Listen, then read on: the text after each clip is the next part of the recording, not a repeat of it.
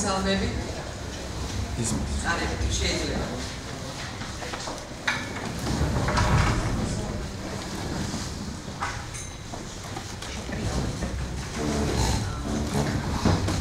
მოგესალმებით ყველას. რეგისტრაციას ფორტი გაიარეთ მერე უკვე.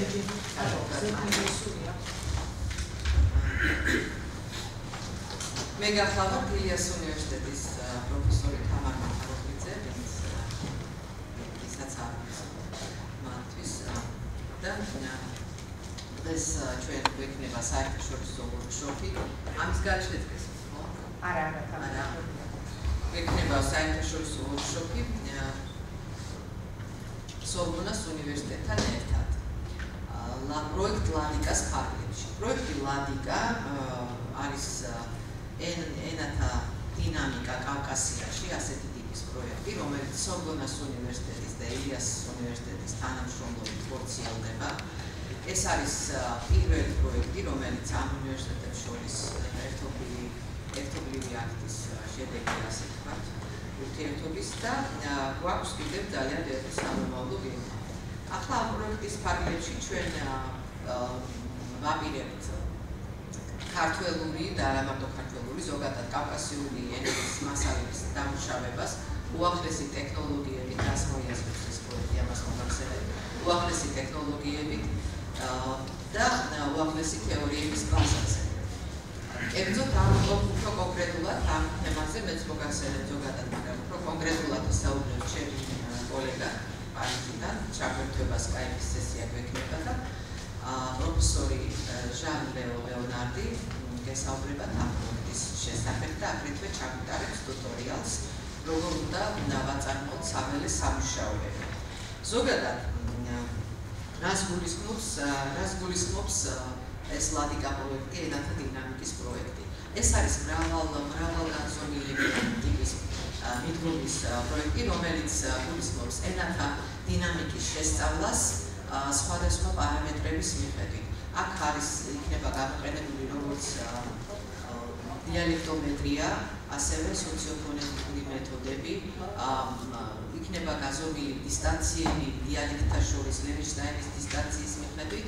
ამის შესახებ დღეს ჩვენ გვესაუბრება სორბონას უნივერსიტეტის დოქტორანტი, უკვე იცავს ერთი ორ თვეში დისერტაციას ფლორა ვიგარდი, რომელმაც შექმნა ძალიან საინტერესო პროგრამა ამ სოფტი დისტანციის გაზომისა და წარმოვიდგენთ ამ პროგრამის დეტალებს. გარდა ამ დიალექტომეტროლოგიისა, აგრეთვე თეორიული ნაწილი იქნება ფაქტობრივად გამოყენებული იგივე ტიპის მეთოდები, თეორიული ბაზა დაეყრდნობა მორფოსინტაქსური საკითხების კვლევისას გამოიყენება იგივე ბაზა, რაც ჟან ლეონარდმა გამოიყენა მეზოამერიკული ენების კვლევის დროს. მე აკრიტიკებული არის ლიტერატურა, მე გადმოგიგზავნით თქვენს იმეილებზე უფრო კონკრეტულად სათანადო ლიტერატურასაც, რომელსაც შეგიძლიათ რომ გაეცნოთ და ასევე რაღაც გარკვეულ მასალებსაც გამოგიგზავნით ამ პროექტის შესახებ მოკლე ინფორმაციას და ალბათ PowerPoint-ებსაც ჩემი კოლეგებისა, რომლებიც წარმოდგენილი იქნება დღევანდელ დღეს. ესე იგი, ენის დინამიკა ზოგადად რას გულისხმობს, ჩვენ ძალიან განსხვავებული აუდიტორია გვაქვს ამ კონკრეტულ შემთხვევაში, ამიტომ რაღაცა ნაწილი შეიძლება საზოგადოების ერთი ნაწილისთვის ძალიან კარგად ცნობილი იყოს, რაზეც ვისაუბრებთ და მეორე ნაწილისთვის არა. ამიტომ ჩვენ რადგანაც ვორქშოპი ძირითადად ახალგაზრდებისთვის არის და იმ ადამიანებისთვის, რომლებიც გვინდა რომ ჩაერთოთ პროექტში და ასეც მინდა გითხრათ, რომ ეს პროექტი ღია არის ქართველი ახალგაზრდებისთვის, ჩვენ არ ვიყავით პოსტდოქტორანტი, მაგრამ იყო განაცხადების შემოვიდა სხვა ქართველი პოსტდოქტორანტებისგანაც, არიან ბათუმის უნივერსიტეტის წარმომადგენლები, რომლებმაც გამოთქვეს სორბონას უნივერსიტეტში გააგზავნეს თავის მოსაბუთები ამ პროექტში მონაწილეობის მისაღებად და ჩვენ გადავწყვიტეთ, რომ ქართველებისთვის ეს კარი დავტოვოთ ღია და ადამიანებს ექნებათ საშუალება, რომ მიიღონ მონაწილეობა ამ ვორქშოპში, თუ რა თქმა უნდა, მათი სურვილი იქნება და ის რა უნდა გააკეთო და როგორ უნდა გააკეთო, დეტალურად ამას დღეს დავივლით. თქვენი მონაწილეობა, დღევანდელი მონაწილეობა ამ ვორქშოპში დადასტურებული იქნება სერტიფიკატებით, ვინც მიიღებს მონაწილეობას.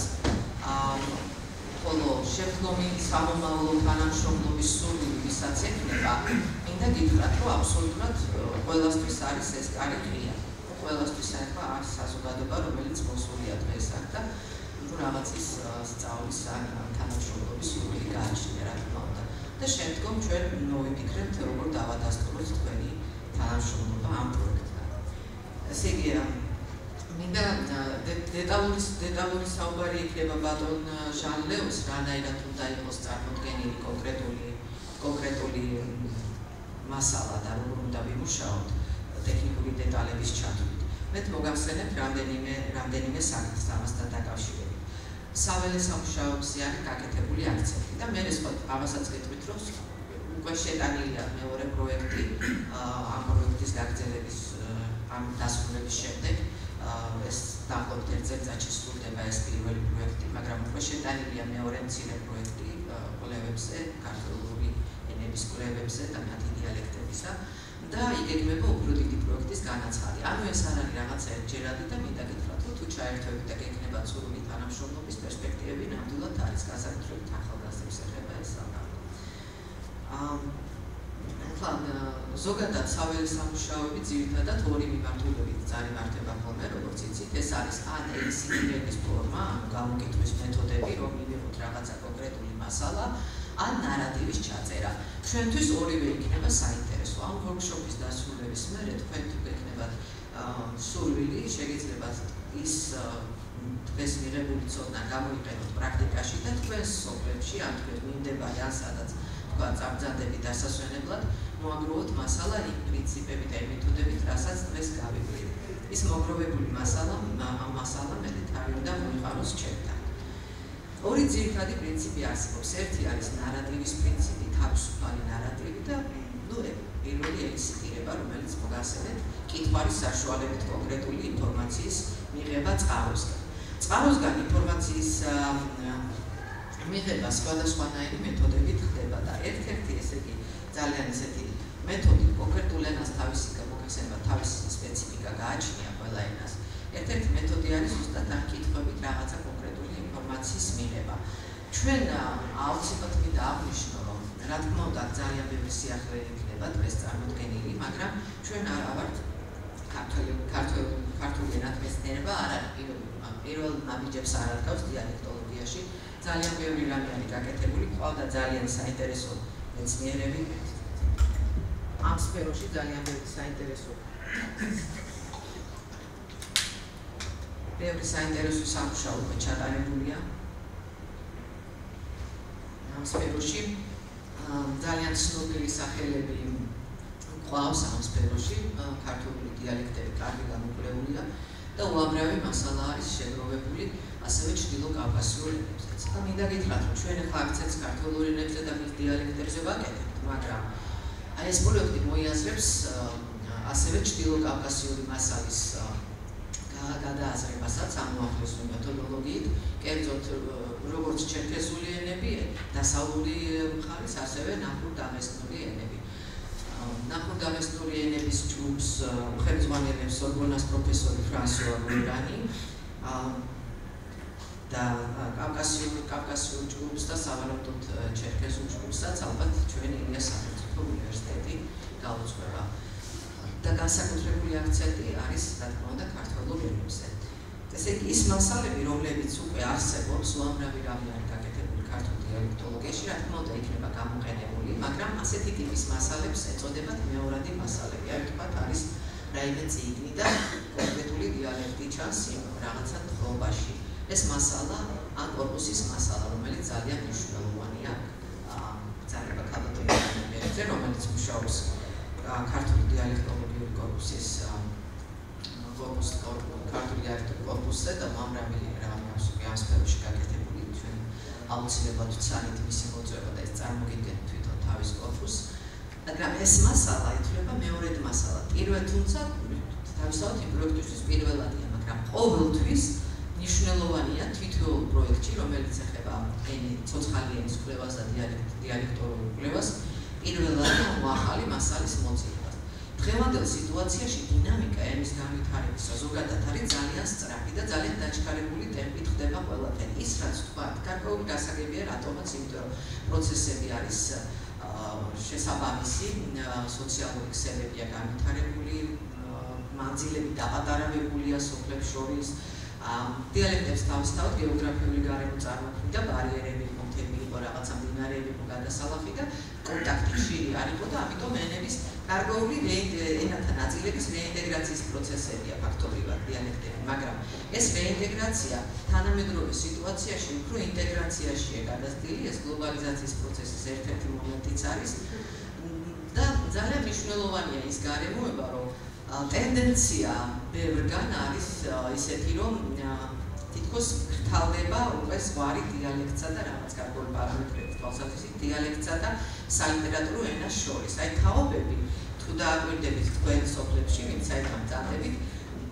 წინა თაობა როგორც საუბრობს, თქვენი თაობა უკვე განსხვავებული აქცენტით და უფრო სალიტერატურო ენასთან დაახლოებული აქცენტით საუბრობს, არა მარტო თქვენ, რომლებიც ჩამოგზავნით და თქვა სწავლობთ თბილისში და ბუნებრივია რომ შეგეცვლებათ მეტყველება, არამედ ის ადამიანები, რომლებიც ადგილზე არიან, ისინიც კარგავენ დიალექტი, კარგავს თავის რაღაც სურნელებას. ეს არის ერთ-ერთი მიზეზი, რატომაც არის ასე ვთქვათ, გაქრობის საფრთხეში არის ფაქტობრივად რაღაც თვალსაზრისით ძალიან ბევრი სურნელება, ბევრი დიალექტისა. ნუ ახლა აგრეთვე ჩვენ ვართ ისეთი ქვეყანა, რომელსაც გვაქვს სამწუხაროდ ოკუპირებული ტერიტორიები და ჩვენ არ მიგვიწვდება ხელი და ნამდვილად საფრთხეში არის ქართული ენის დიალექტები და ქართველური ენის ენების დიალექტები, აგრეთვე იცით თქვენ ეს მომენტები. ეხლა ჩვენ ენათმეცნიერებმა წევა მოგასწრებით, აი შეიმუშავეს ასეთი ტიპის კითხვარი, ქართული დიალექტოლოგიის კითხვარი, სადაც ქართული ენის სპეციფიკის გათვალისწინებით არის შექმნილი გარკვეული კითხვები. ამ კითხვარის მოძიება ეს გახლავთ ქართული დიალექტოლოგიური ატლასის მასალისათვის მეცნიერება, ისეთი გამოცემა არის 1984 წელია, მეცნიერებათა აკადემიის გამოცემა და ამისი ავტორები გახდათ კიზირია, ქავთარაძე, ჭაბაშვილი და უთურგაიძე და ქალბატონი ქეთევანი ოთათიძე იყო და ბატონი შოთათიძიგური ამისი რედაქტორი. ბუნებრივია ეს ძალიან საინტერესო და კარგი ინსტრუმენტია დასაწყისისთვის, მაგრამ მე ვინც იმუშავა დიალექტოლოგიაში, ყველას დასჭირდა მაინც თავისი გარკვეული კითხვარების შედგენა და თქვენც ბუნებრივია დაგჭირდებათ, მაგრამ სახელმძღვანელო და ძალიან ბევრ რამეში ნამდვილად გამოგადგებათ, იმიტომ რომ კარგი ნაშრომია ჩვენი სახელოვანი მეცნიერების მიერ შექმნილი. ამ ელისიტირებისთვის თვალ ნოზე არ არის ჩვენი საქმე, უამრავი რაღაცა უკვე გაკეთებულია. ზოგადად ეხლა ენების აღწერისთვის და ეს დოკუმენტირების პროცესი არის, აი საველე სამუშაოები, რაც მოიცავს. სხვადასხვანაირად ტარდება ენათა დოკუმენტირება. ადრე იყო ხოლმე წერილობით, მერე აუდიო მასალა, დღეს ახლა რა თქმა უნდა აუცილებელი არის ვიდეო გადაღებებით მოხდეს, იმიტომ რომ პარალელურად ორივე კომპონენტი, ლინგვისტური და პარალინგვისტური ელემენტები ერთდროულად მუშაობს და ერთდროულად ჩაიწერება და სხვადასხვა ტიპის კვლევებისთვის ძალიან მნიშვნელოვანი არის ასეთი ტიპის მასალა, რომელიც იძლევა საშუალებას, რომ ლინგვისტური და პარალინგვისტური ელემენტები თანაბარი მოცემულობაში იყოს გამოკვლეული. ამას რა თქმა უნდა მარტო აუდიო მასალა ვერ იცავს. ეხლა მე თქვენ აქ მოსვლა რომ გთხოვეთ, ყველას გთხოვეთ რომ რაღაცა გქონოდათ თქვენი ან ტელეფონი ან ფოტოაპარატი, იმიტომ რომ ჩვენ ჩავატარებთ სიმულაციას საველე სამუშაოებისგან და ფაქტობრივად ესე გავტესტავთ ჩვენ შესაძლებლობებს, რა შეგვიძლია გავაკეთოთ. რაც შეეხება ზოგადად კონკრეტულად ამ ელისიტირების ფენომენს, აქ მინდა ესეთი რაღაცა აღნიშნო. ორი ძირითადი მიმართულება არის ან ფონოლოგიური, ან ლექსიკური. ფონოლოგიური არის ასეთი ტიპის კვლევები, რომელიც გვიჩვენებს თქვათ სად რომელი ბგერა, რომელ დიალექტში რომელი ბგერა რანაირად იცვლება. აი თქვათ საკვლევი ბგერა რომ ავიღოთ და ამას უნდა სხვადასხვანაირ პოზიციაში გამოკვლევა. მაგალითად თქვათ გვაინტერესებს ბგერა ზოგანი კარგება, ზოგან ჩდება, ზოგან სხვანაირად ჟღერს. თუ თქვათ ბგერაზე და ფონოლოგიური ლექსირებაზე არის საუბარი, მაშინ ასეთი რაღაცა უნდა გავითვალისწინოთ, უნდა ესე იგი შევადგინოთ ისეთი სიტყვები, სადაც ის ბგერა, რომელსაც ვეძიებთ, რომელიც და ძიებას ვიწყებთ ისეთი ბგერისა, რომელიც განსხვავებულად ჟღერს, თქვათ რომელიღაცა დიალექტში. ნუ თქვათ რომელიღაცა კონსონანტს ვეძებთ, პოზიციურად სიტყვის დასაწყისში უნდა ვნახოთ როგორ არის, თქვათ კონსონანტი ვოკალთან, რომ მერე მოსდევს ვოკალი, ან კონსონანტი კონსონანტთან, ასეთ პოზიციაში. მერე უნდა ვნახოთ ინტერვოკალურ პოზიციაში და შესაბამისი სიტყვები უნდა მოვიფიქროთ. აი მაგალითად г-ს თუ ვეძებთ, ან г-ს ვეძებთ. ხო, г-ს თუ ვეძებთ, იქნება г გააფრინდა მაგალითად ამისთვის. ეს იქნება გვაქვს. მაგრამ აქა ძალიან მნიშვნელოვანია, როდესაც კონსონანტი კონსონანტთან იქნება მოყრილი. ძალიან მნიშვნელოვანია წარმოქმნის ადგილის მიხედვით როგორი შეთანხმება იქნება. მაგალითად ეს ბგერა თუ ლაბიალურ ბგერებთან და ბედა გამოკვეთილია და თუ ის ხდება მშვენიერებთან, ფეთქავ, საერთოდ მშვენიერთან იძლევა ფ-ს იძლევა. ფ ფონემა ქართულში არ აქვს, მაგრამ ფ ბგერა გვაქვს და სხვათა შორის უმწერლობო ენებში ასეთი ტიპის მოცემულობები სანამ არ არის განსაზღვრული კარგად არ არის ჩამოყალიბებული ანბანი, აღიქმება ფონემის დონეზე და ძალიან ბევრი ენას აქვს ეს პრობლემა, რომ გამიჯნოს რა არის ბგერა და რა არის ფონემა. მაგრამ თავისთავად ძალიან საინტერესოა, რომ ეს ფ რო წარმოიქმნება. მოკლედ სხვადასხვა პოზიციებში უნდა განვიხილოთ და ეს კონკრეტული ბგერა რომ გამოვაყრილოთ როგორ მუშაობს რომელ პოზიციაში. ამისათვის სათანადო სიტყვები უნდა მოვიფიქროთ. გასაგებია ხო როგორ რომ კომბინაციაში იყოს სხვადასხვა მოცემულობაში და აი ეს მიხედვით დალაგდება ფონოლოგიური სია. შეიძლება თქვა სხვადასხვანაირი ფონოლოგიური პროცესები იყოს, აი პალატალიზაცია იყოს, გლოტალიზაცია, ამერთ დეტალებში არ გავუყვებით. უბრალოდ მოგახსენებთ რომ ვისაც არ გახსოვთ, ან ვისაც არ გაგივლია, ძალიან გთხოვთ გიორგი ახვლედიანის ფონეტიკის ზოგადი ფონეტიკის საფუძვლებს დაეცნოთ, ძალიან კარგად არის ზოგადად წარმოდგენილი მეცნიერების ეს სფერო და ქართული გასაკუთრებით ქართული ფონეტიკა და ძალიან მნიშვნელოვანი იქნება. ეს აუცილებელი იქნება ამ ტიპის სამუშაოისთვის. Well, I'm very happy to be here and I'm impressed. There is a lot of people and they look very enthusiastic. I'm very honored.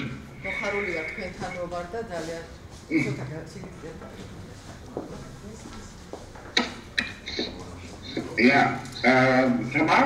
Yeah. Can you listen to me? Yes. Everybody is listening. Yeah, okay. So can I start? Or? Yeah, you can.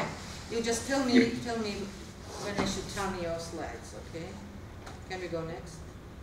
Well, there's a problem because I don't listen perfectly.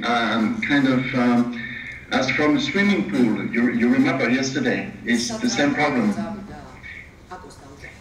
Probably we should cut the image. It would be probably better.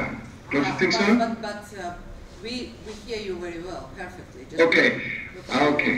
Well, so I will start with the first one, the LADYCA methodology. Yeah. Can you see? Should I make the sharing the screen or something like that? Do you want me to share the screen and see? Or will you show the slides? Do you see the screen?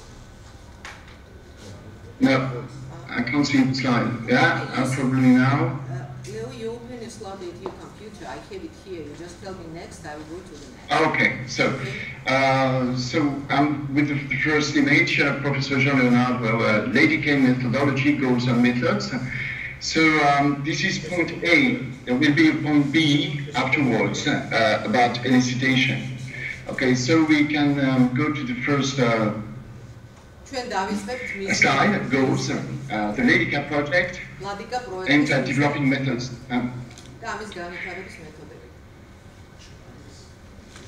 Yeah, the LADYCA project aims at developing methods and theoretical insights on geolinguistic ecology in an area characterized by verticality, that is the relationship between highlands, midlands and lowlands and the interactions between the different settings and different ecological levels. LADYCA-ს პროექტი მიზნად ისახავს განავითაროს მეთოდები და თეორიული შეხედულებანი გეოლინგვისტურ ეკოლოგიასთან დაკავშირებით იმ ტერიტორიებზე, რომლებიც ვერტიკალურად ხასიათდება. Joanna Nicholson proposed terms ალპური ლინგვისტიკა, რათა აღნიშნავს, რომელს აღნიშნავს იმ ურთიერთობების შესწავლას, რომელიც ეთნიკური გეოგრაფიის, ეთნოისტორიის და იმ ენებს შორის და სხვადასხვა ენებს შორის, რომლებიც ეკოლოგიური, ასე ვთქვათ, ეკოლოგიურად კავშირში არიან. Yeah, this is also called alpine linguistics, and it has been developed by a very well-known specialist of Caucasian languages, especially of the North Dagestani languages, Joanna Nichols, in particular in a paper published in 2004. And the LADYCA project is kind of is inspired by Joanna Nichols' work on what she calls the vertical archipelago.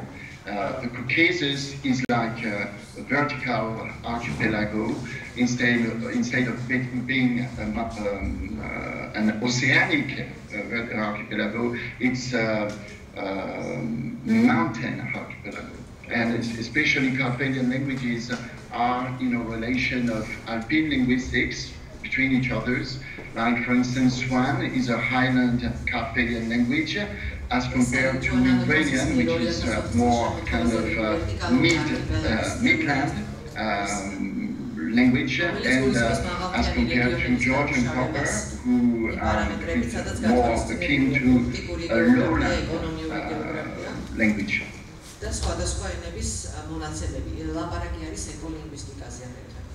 I will try to do simultaneous translating, okay, just it's a little bit different to have two voices to...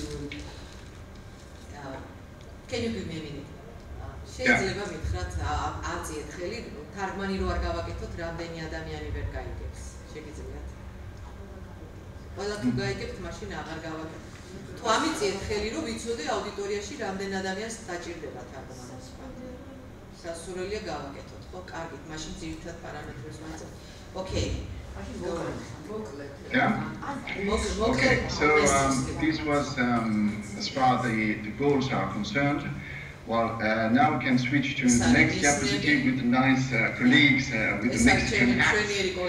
And this is just in order to say that we'll be applying in this project methods which have been very successful in Mexico, in a region which is similar to the Caucasus. It's a region of mountains and with verticality and declivity from the mountains to the coast, and highlands, midlands, and lowlands.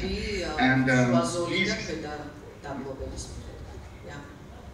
Yeah, so we can go to the next image where you have many landscapes, highland landscapes.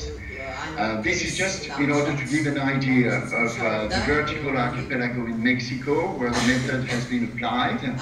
And while it looks somewhat, to some extent, it might remind you of some parts of the Caucasus, although it is it's tropical, so it's very different. But on the one hand, we have these highlands,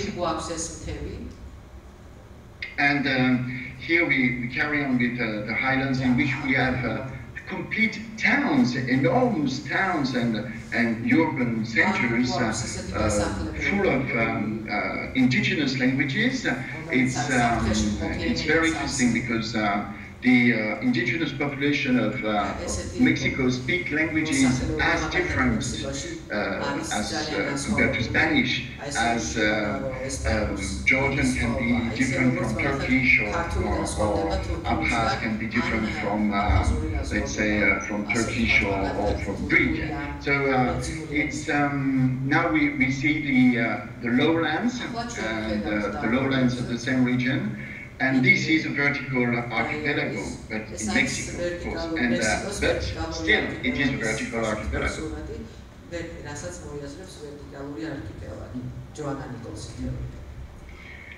Yeah, and so now we can go to the modeling proper. I'm through with the presentation of the main goals and the notion of linguistic ecology and vertical archipelago, and we can go to modeling. So as the slide shows, or suggests, well, modeling, when we talk about modeling in any science, we talk about how to give a framework, a theoretical and methodological framework to observation, to what we can observe from fieldwork. And this is the reason why we have this beautiful eye here. Okay, so the main model we'll be using will be language dynamics. I'll let you translate. Yeah? You could translate, yeah.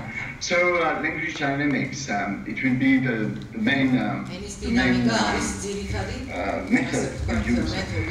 It's kind of, let's say, the association, the gathering of mathematics and dialectology and linguistics in general.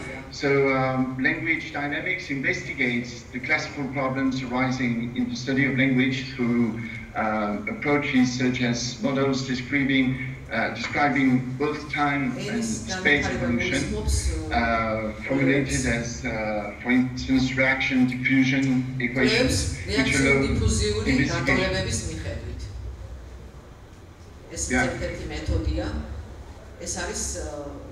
ქიმიდან არის ამოსული ფაქტობრივად დიფუზიური რეაქციის კვლევები, ანუ ყველაფერი ამ მეთოდში და ჩავამატებს ანალიზატორები. პროადული გახდება გასაგები, მრავალმხრივი პარამეტრების განზომილებები მოიაზრება, ენის ეკოლოგიაც ამას გულისხმობს. ეს არის ესე იგი პოლიტიკური, ეკონომიური, სოციალური, სხვადასხვა ტიპის პარამეტრების ერთობლიობა. So to give Tamara, you asked for more definitions, you remember, and especially a reaction diffusion equation, for instance. Well, about the mathematics, well, Flo will speak more, give more details, but just to give an idea of what reaction diffusion equations mean, well, it's used to describe how chemical components can react out of concentration and then diffuse their properties flowing from this reaction. So a very important idea here is that generally we tend to say that languages differ because there is a mother language, which is the proto-language, and then people get away from this center, and the more they proceed in space and time, the more they get far from the original place. And from the proto-language, the more they separate and the more they differ. Actually, yeah, you want to translate now? Or? I'm doing simultaneous, go on. Yeah, but actually, what science is demonstrating more and more is that the reality is completely different. The reason why languages differ in space and time is that because they first concentrate, they have a very hot entropy of interaction between dialects within the same language, and then they separate, of course, but the more they separate, the more they enhance, they make bigger the differences applied through the initial interaction. And I will give some examples later, but if you already can translate this, actually the reality is the reverse of the traditional model. Differentiation comes more from interaction than from separation. ესე იგი ინტერაქცია ნაწმობის განსხვავება უფრო მეტად ვიდრე კონკრეტულად სეპარაციიდან განსხვავებით. So I will probably go back to the slide of language dynamics. Okay. So another very important idea in language dynamics. Can you hear me? Yeah, I hear you. Everybody hears. Yeah. So a very important thing is the spreading in space of linguistic features on the underlying physical, economic, and political geography. And a few members of the team already have done work on this particular point, particularly Patriarca and Heinsalu in Estonia. And the second very important concept is language competition. That is the dynamics of language use in multilingual communities, so that languages interact, and some languages or some dialects are more influential, have more prestige, or on the contrary are less powerful or can be even repelling than others. And all these enters within the domain of what can be called language competition. And this is a very strong dynamic within language dynamics.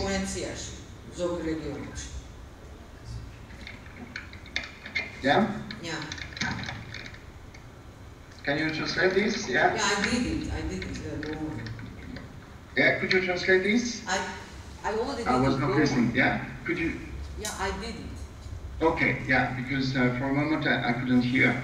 Okay, so in fact, I'm going to the next diapositive, the next slide. Typical of language dynamics, trading processes of traits and feature pools. So another very important concept is feature pools. In fact, linguistic features can be considered to be cultural traits or cultural features of a specific nature, and their propagation can be modeled similarly to cultural spreads and opinion dynamic processes.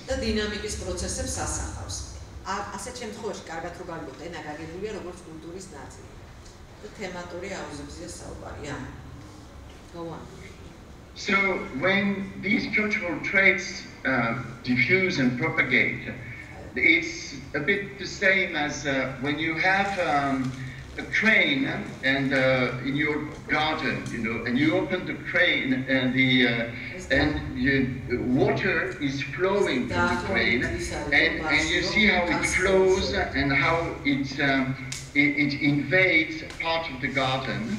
And then it makes a kind of pool, you know. And if you switch off the train for a moment and you go for a long time, and you leave the pool living its own life, well, you will see plenty of small creatures and things emerging, you know. And that's what happens with dialects and languages. When they propagate, when linguistic traits propagate, they make kinds of pools, exactly like water pools. And these are called feature pools.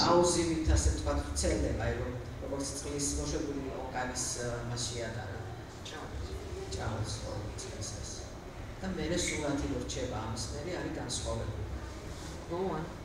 Yeah, and in the same way that physicians in physics, we can model and give constraints to the observation of, apply constraints, mathematical constraints to the observation of flows of liquids, such as water in a pool, as a pool in a garden.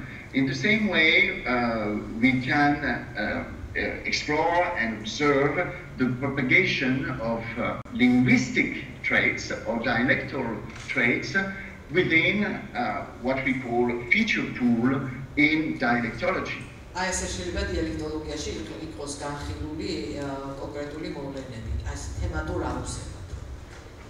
So the mathematical part in the project is managed by two mathematicians, physicians, specialists of stochastics and the diffusion of fluids, and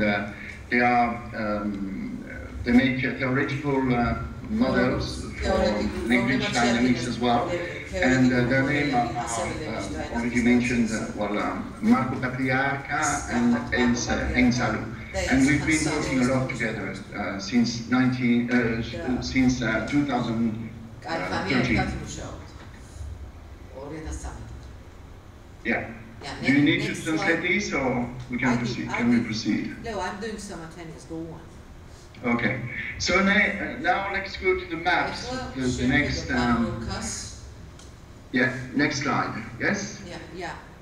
Yeah. Okay. So here we have some examples of more or less fine-grained language dynamics and feature pools. And we have, on the one hand, on the left, we have the Mistake vertical archipelago. And this is from the MAMP project, the Mexican project. And on the right, I took from Wikipedia, alas, the picture of Carpathian languages. And we have here two kinds of language dynamics and vertical archipelagos. On the one hand, we have the Mistake archipelago, which is star-shaped. It looks like a star, actually, because it has, or like an octopus, because it has these, you see these branches, and its diffusion goes from the center in the highlands. So there was initially a center in the highland. This is the sky blue color in the middle of the map. You see the light blue, and this was the original center, and then it kind of exploded like a star.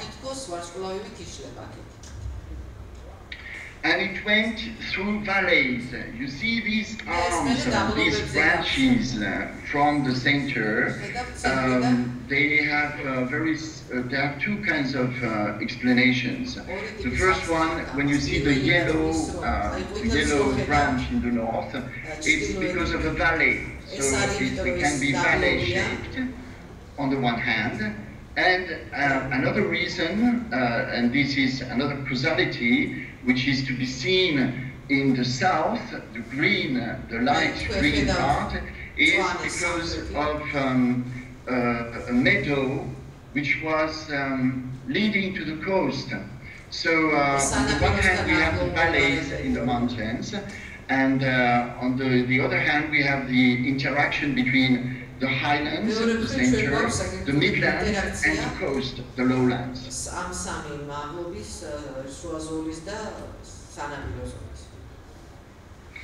Now, if we look at the Carpathian languages, the shape on the right, the shape is very different actually, but it's what we can call a compact archipelago, and it's typically of the concentration diffusion type I was mentioning before. So we have in green, on the north we have Svan, in red we have Migranian, in orange we have Georgian, with a huge expansion, which is a feature pool of its own, and on the southwest we have LAD. So, yeah. In this case, we can easily see that the most recent and more powerful expansion has been Georgian, well, as the central variety, and the peripheral varieties such as Svan, Laz, and Migranian stay like at the very center, we could call it, of the initial nucleus. The initial nucleus was probably somewhere in where there is the separation between the red and the orange, more or less. And this is typically a big, very complex feature pool, but very compact, with a central expansive nucleus. Yeah? Can you translate that, please? Or? What do you say, expansive nucleus? Yes?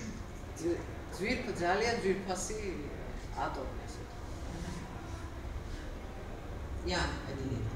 Yeah. Okay, so now I will proceed to the next one. It's just the vertical star-shaped archipelago, and I want to point out now that this map was done out of dialectometry. So these colors follow quantitative patterns.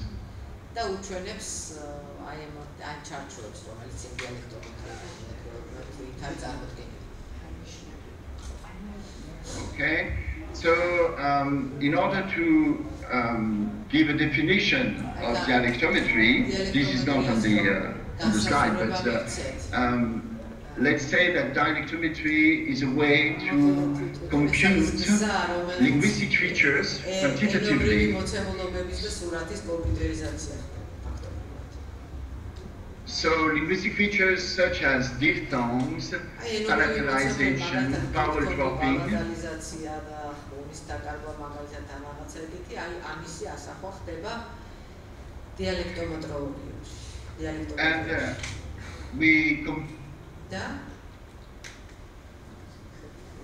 and we compute these differences between diphthongs, palatalizations, and so on, between every single locality in a linguistic atlas. So every village is compared to all other villages. If we have 10 villages, we compare each village to the other 9 villages. And this requires a simple algorithm, but the result is complex. Yes. Okay? Yeah. Wow. So now this is also very complex. This is the next slide. It's proposal 8 models for language dynamics. And so here we have a kind of polyhedric diagram with on the top we have the archipelago, the centrifugal archipelago, is the star-shaped archipelago, like the Mystic archipelago.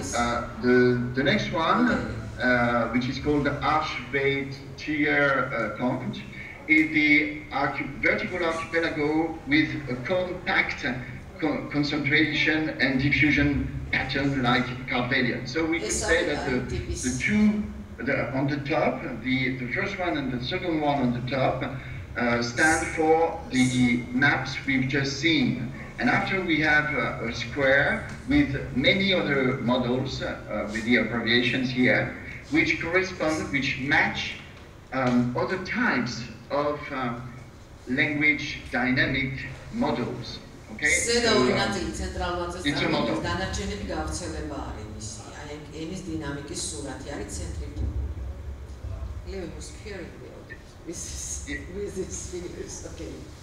Okay, so a very important idea here is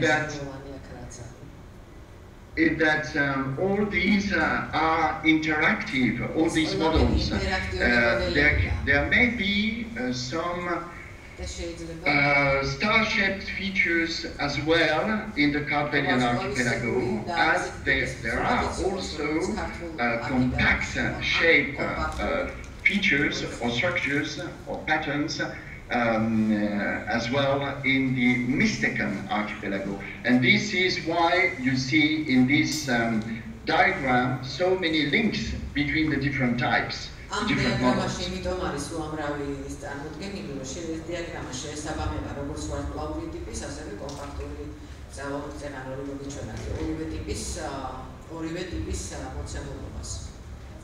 Okay? Yeah. So let's say that these, let's go to the next slide. Next slide with some action movie. Now, everyone knows the Seven Samurai, okay, and it's Akira Kurosawa motion picture. Yeah. Well, and it's the story of a village which is attacked by gangsters and in medieval Japan, and the villagers ask the help of 7 samurai to protect them. Okay. And I would say that here, instead of 7 samurai, we have 8 samurai. The 8 samurai are the 8 models, the 8 models of the diagram. Okay? Yeah. Could you explain that? Yeah, I did. Okay, well. So here we see, in the next slide, you see on the top at the left, we have the diagram. And then I put numbers 1, 2, 3, 4 up to 8, like the 8 samurai, and with some representations, mathematical representations of the feature pools in different languages. Yeah? Yes. Okay. Did you translate that? That these are mathematical representations of the interactions, the diagonality of these 8 models. Leo, I did. Okay. So this is one of the main samples. The next one is Mazatec in Mexico. Here you see the vertical archipelago. You see how compact it is, and you see the links between the dialects here.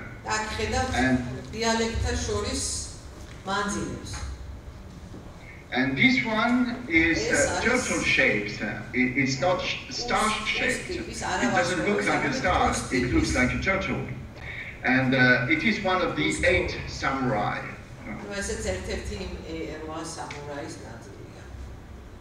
Okay. And now you see some of the mathematics which were involved into getting this result. And all this was got from databases, dialect databases.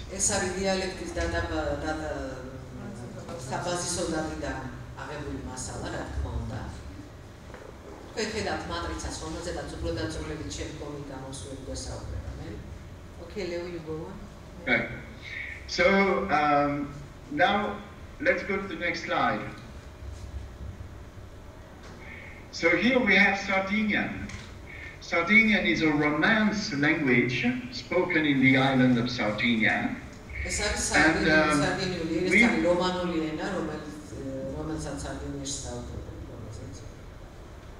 And here what we have are the phonological areas.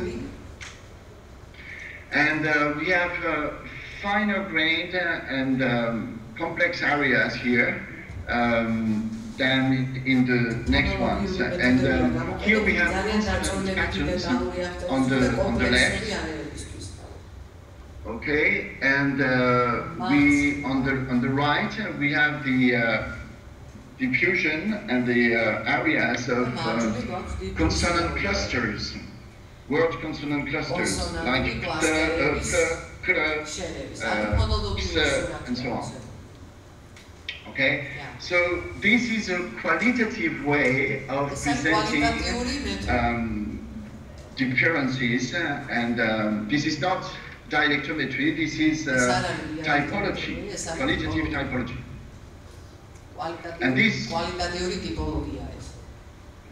And this will be used as well in the project.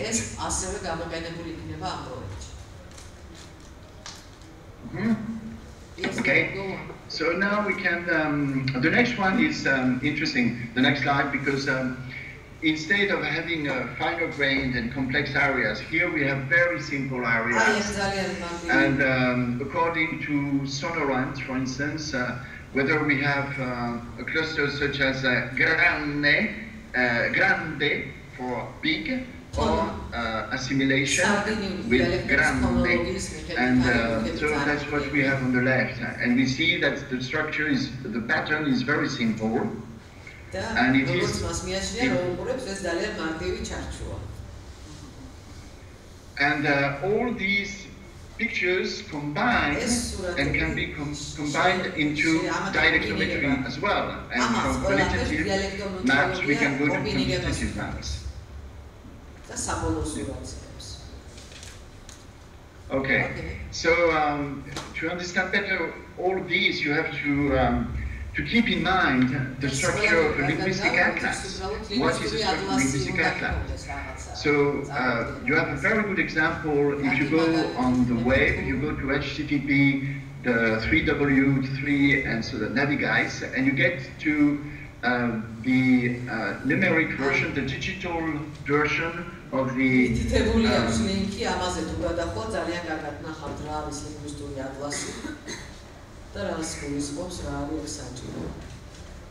you get the atlas, linguistic atlas of Italy, and you'll see that this is not so easy to read. Here you don't have colors, you don't have areas, you don't have links, you have raw material. This is a typical map out of which we do the qualitative and quantitative maps, much more elaborated that we've seen previously.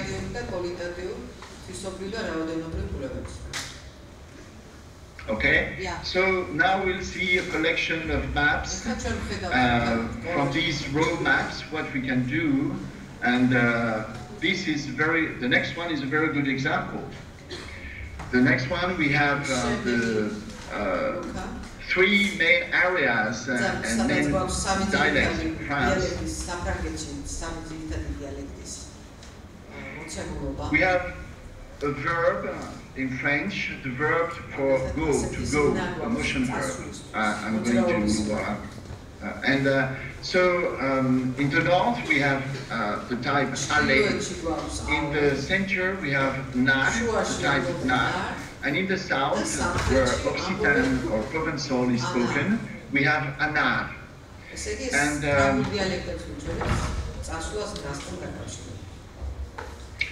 so this map is very easy to read, but it is the product of a much more complicated map of the same kind as the one we saw before for Italy. And one of the scopes of the project is to create such easy reading maps for Carpathian languages as well.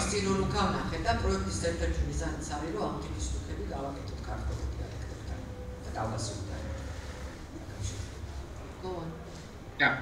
Now, this is the book, the next one shows the book in which this map has been published. And on the cover there is an interesting quantitative picture of the variation of Gallo-Romance languages in France. And here you see it looks like rain over the territory, but actually it's not rain, it's about dialect differentiation, and it's about language dynamics actually. And this is the synthesis of many maps as the Sardinian one.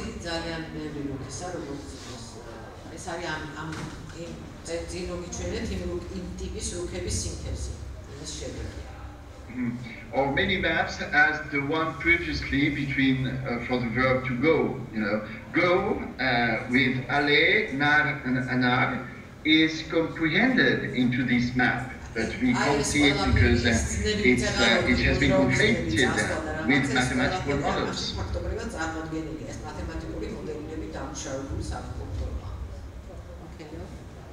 Okay, so now I think that we can proceed a lot further. Go to the next.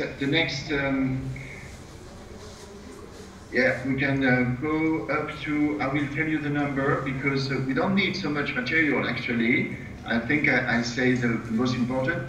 So now we can go to number. Well, I can't find the number here.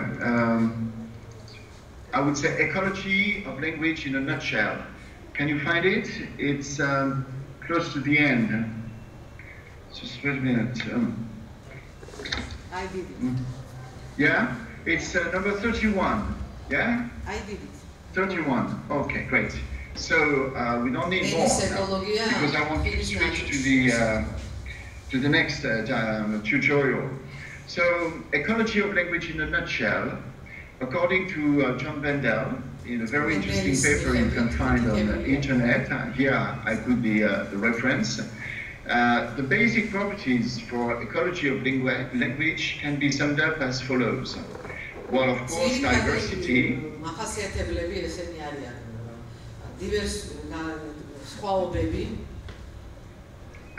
Variation.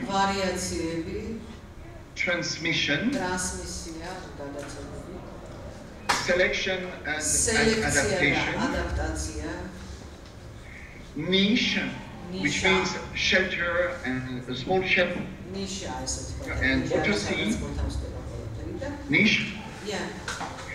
Or you can compare it with a bird nest as well. It's the same word, a bird nest. Yeah. And rates of change, of course, because some dialects or languages change more quickly than others. So, in the case of languages of the Caucasus, and in particular of Carpathian languages, most of these ecological paradigms have been strongly active, but also strongly disrupted throughout history. So I would say that we can go to the next one and to empirical contribution. The next one after the 2 slides further, okay? Where you have the Albanian Atlas. So there is, for instance, Albanian Atlas, and it is very well done. And there is also an Estonian Atlas, which has been done in 1955. The next slide. We can go to the next slide. Yeah. Petit Atlas des parlers estoniens. Väike Eesti Murde Atlas. And there is also a Finnish Atlas, of course, and it is done this way. The next slide. So it's what is interesting here. You see very different ways of making geolinguistics, but also we can ask the question: wouldn't it would be wonderful to make also a Carpathian Atlas and to have Carpathian languages within atlases of this kind? Yeah. And now let's go to the next slide. We have also not only Finnish and Estonian, but we have also all the Balto-Finnic languages are described in atlases.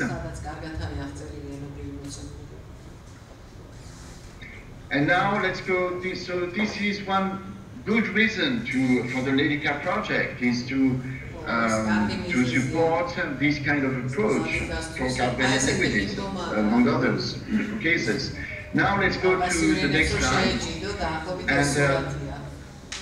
And here there is another reason why to get involved into the LADYCA project. So you see, these models, the 8 samurais, we already studied.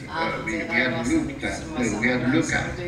So we still have to. They're good. They're very useful.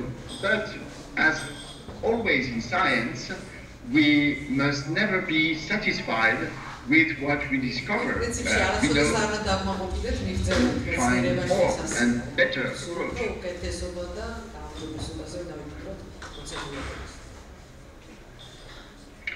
So one of the good reasons as well to apply the LADYCA method and language dynamics method in the Caucasus and in particular on Carpathian languages is to challenge the knowledge we've already got. And that's called the Popperian trail, according to the name of an epistemologist called Karl Popper, who was from Austria, and who said that science is also self-critical. Here it is. The next slide, you see Karl Popper, who says that methods and knowledge and results must always be challenged science is fundamentally cumulative, reflexive, responsive, and creative. So knowledge has to be challenged in order to be robust and reliable.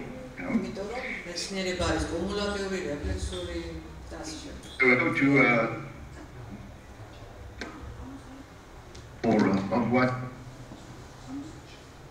and question not only the 8 samurais, but also the Caucasian features, the phonological traits of Caucasian languages, such as glottalic consonants, uvular, pharyngals, labialized consonants, non-approximant laterals, and also morphosyntax, ergative construction, and so on.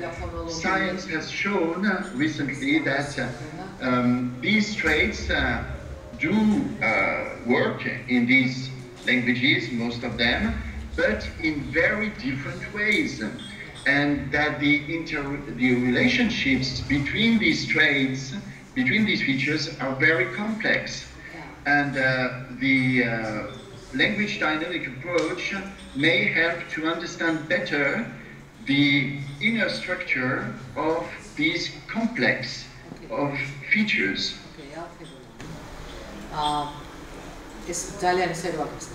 კეტფორდის მიერ გამოვლენილი იყო კავკასიური ენების შესწავლისთვის აი ეს ძირითადი 15 პარამეტრი. იმ ლიტერატურაში, რომელსაც მე გადმოგიგზავნით, არის მითითებული ეს უფრო დეტალურად. აი ეს პარამეტრები არის ძირითადი პარამეტრები, რომელიც ღირებულია კავკასიური დიალექტების დახასიათებისთვის. აქედან პირველი 7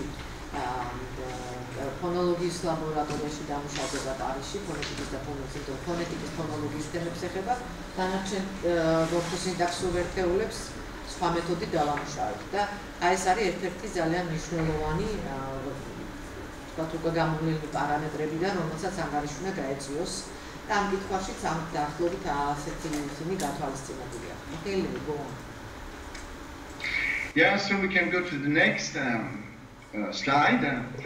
And the same way we had 8 samurais with the language dynamic models and previously, now with Catford's Caucasian linguistic features, we have 15 samurai, and we can call them the Catford's 15 traits. So first,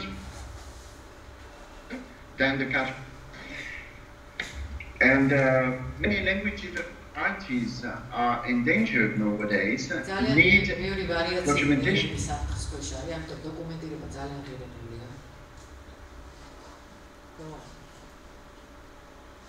So, the number 3, contact and indication should be observed, scrutinized, and disentangled, both structurally and socio-linguistically. You should understand the processes of contact and transmission. Okay. Now, a very important point is that much outstanding work has been done by Georgian and other Caucasian scholars. And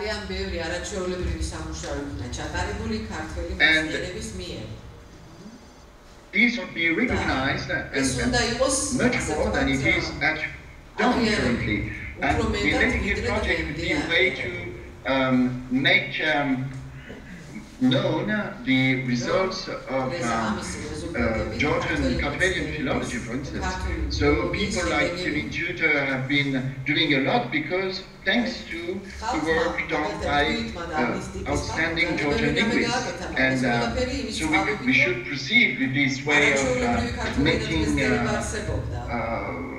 making more well known abroad the very valuable work by Caucasian scholars.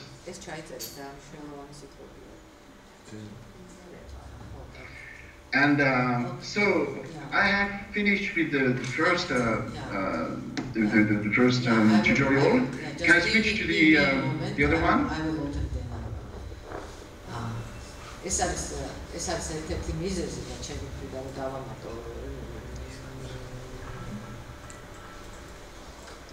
ერთ-ერთი მიზეზი, რისთვის ძალიან სასიამოვნოს ხნის ამ პროფესორთან ურთიერთობას, Toro mis ძალიან კარგად აფასებს თუ რამე გავეკეთებია ქართულ მეცნიერებს. Სამწუხაროდ ძალიან რთულია იცით, ურთიერთობები საერთაშორისო სამეცნიერო სივრცეში, განსაკუთრებით ქართულ ფილოლოგიაში. Leo, thank you very much. შეიძლება დასკავდეთ მაგალითად.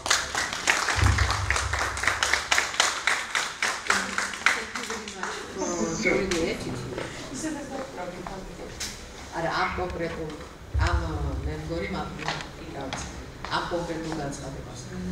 Okay, we go on to the tutorial-ზე გადავიდეთ. Just a moment.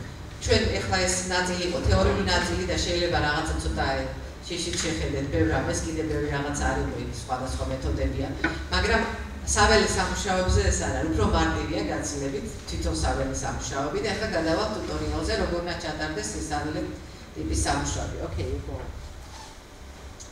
ელისიტირების ხელოვნება. ეს თვითონ გახავთ. Go on.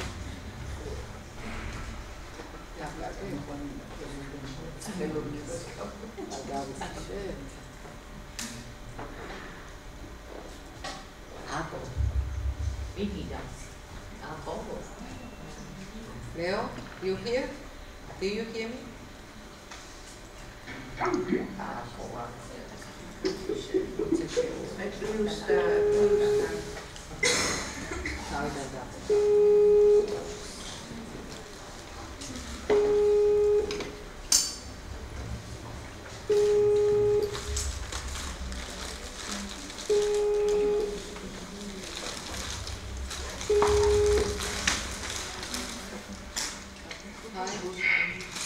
Hello, Tamara. Yeah, it has been cut off. Yeah, you just go on. Okay, so let's go to the next tutorial. It will be very easy. It's a kind of, it's very congenial. So I think you will need less translation. Okay, the public, the audience will not need so much translation. This is about the art of elicitation, because it's very nice to use already existing work, especially by Georgian scholars on Kabelian dialects, but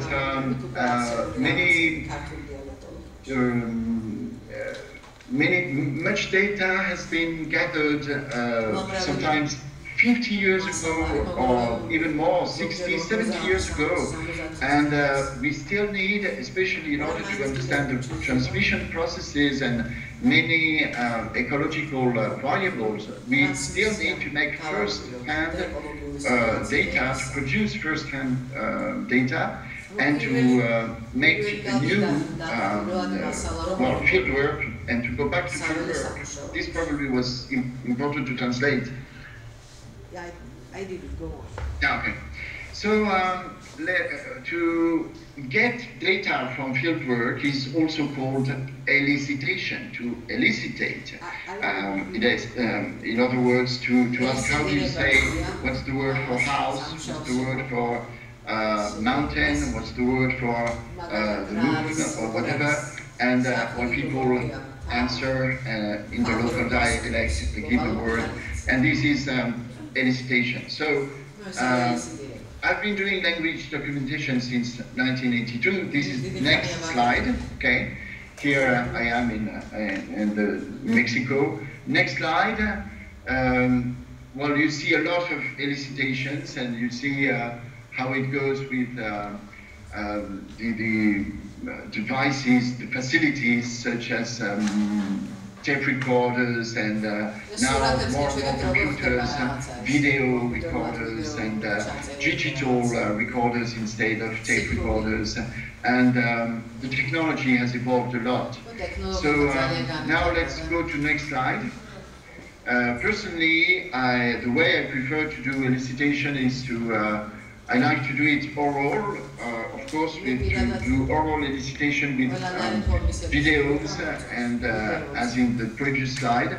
But I also deem necessary to work with the speakers or the consultants as if they would be linguists. And here is a good example. The consultants are writing up, according to a question list, they are answering in a written way, but in the same way we had also oral elicitation before.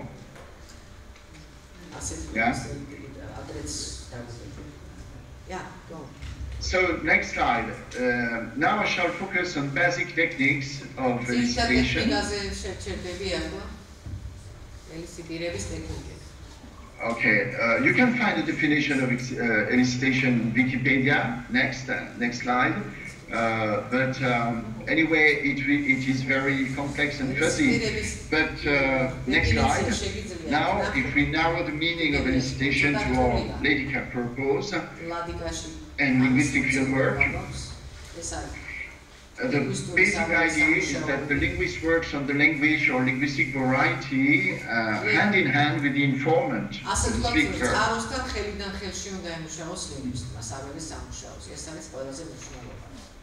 So it is a cooperative approach. Linguists and informants work as peers, as colleagues.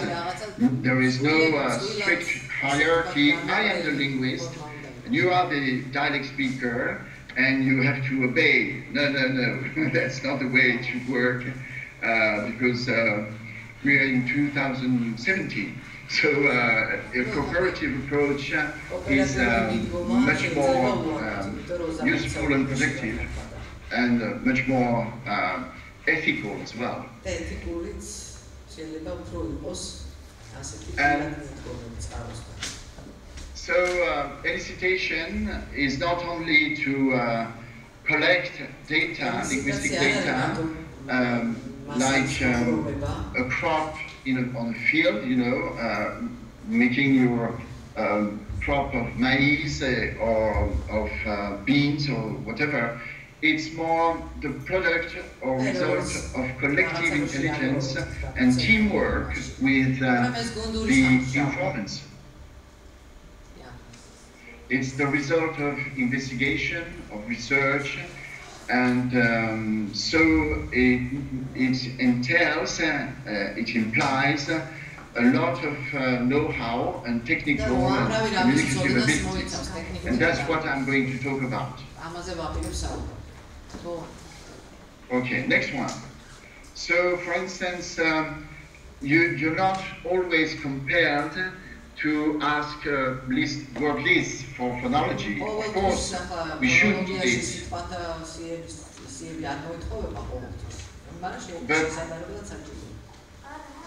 But with many elders, in particular, with old people, they may get very quickly, they may get tired, or they may feel kind of awkward. And so one technique, very good technique, is to work on narratives. For that, you know that you don't need a lot to have elder people tell a lot about their life, and they are generally enthusiastic about about work because they've been hardworking people all their life. And so if you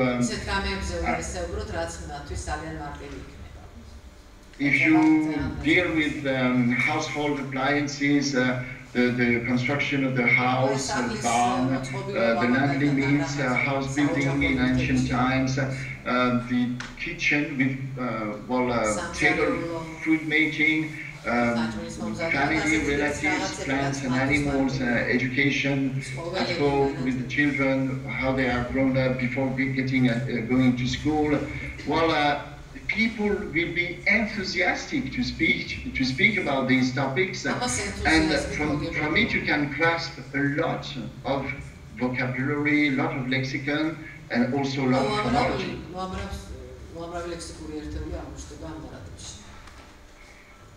The basic principle is that they are the ones who know, they are the masters, and they are the master of the language, they are the master of their culture.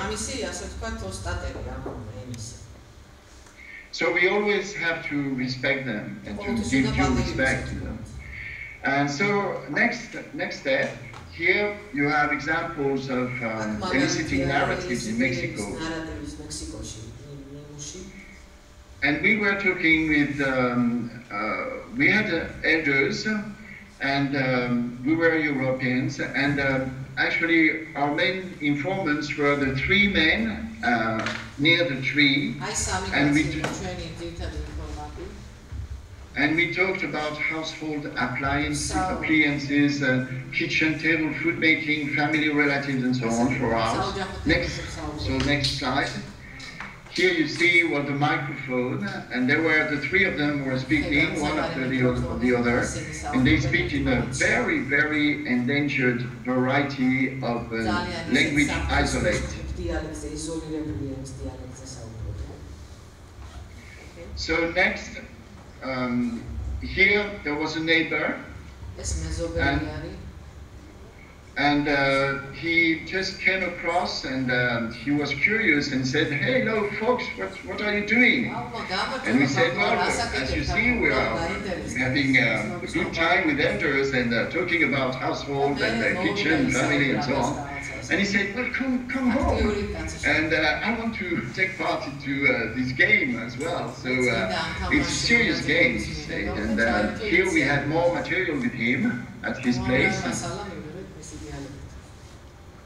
And actually this village is deserted. There are very few people living in the village because it has been it has been struck by an ecological disaster.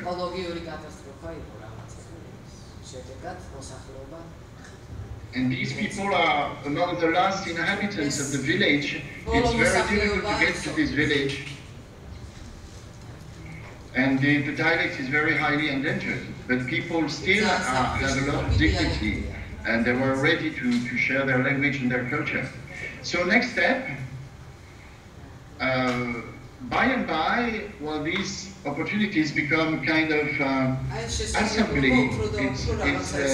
So here we are making up an assembly, carefully listening to this man, and it gets more and more actually. It's a beautiful moment, and we are all silent listening to him.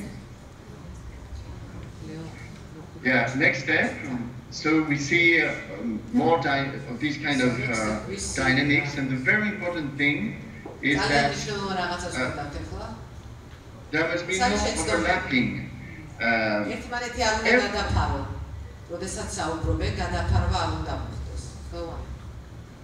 This is like a ceremony. Everyone must speak 10 minutes and then give the microphone to another colleague, another elder, and then it makes a turn and it goes round and round. Each one 5 or 10 minutes on his turn, and then we make a new cycle and with no overlapping.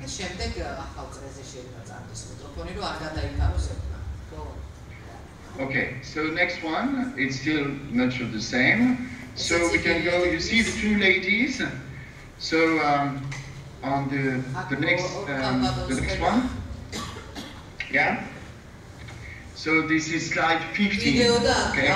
So here we have video and audio recording. This is better to have both.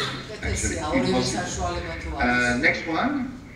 So of course we adapt the questionnaire, and here we have a very interesting questionnaire for the lexicon, which I sent to Professor Tamar Macharblidze, which you can use. And so you select a specific part of the questionnaire according to the gender, of course. And so next step, number 17. Here we have a recording session with elders in a village school. This is very nice because we have the teachers of the district. All teachers have gathered during the weekend, and here they are listening to elders and doing the same dynamic as you saw in the village, but in the school.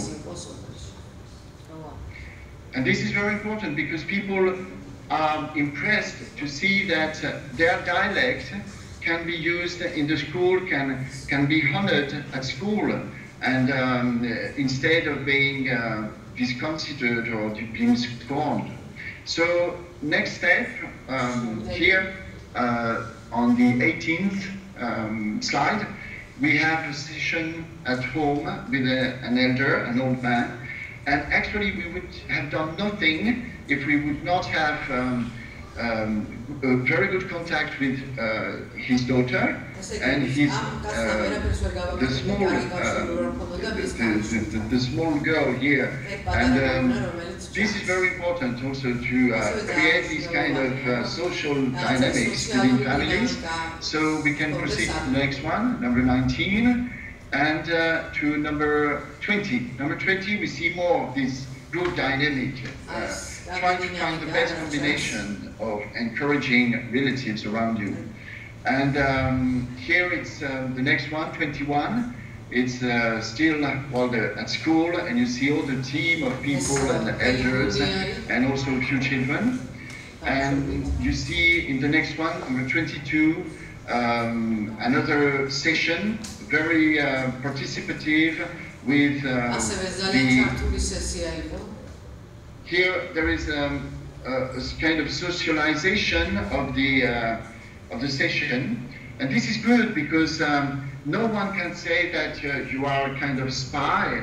What are you doing in the village? Going secretly from a house to another? No. It's everyone is invited. It's we have nothing to hide. Here it's an activity which is for the benefit of the whole community.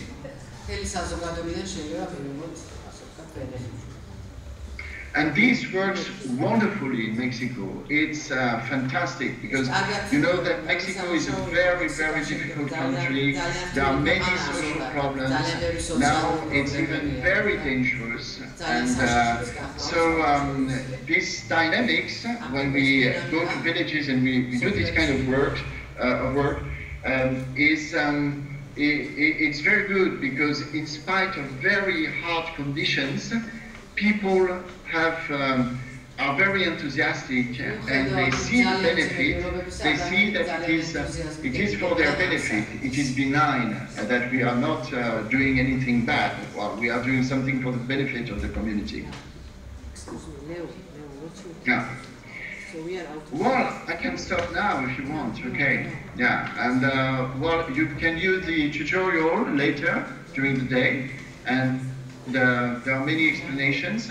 And Professor Tamara Machalovidze knows already everything about these tutorials. There is also another one which you can use, and you will use it during the simulation.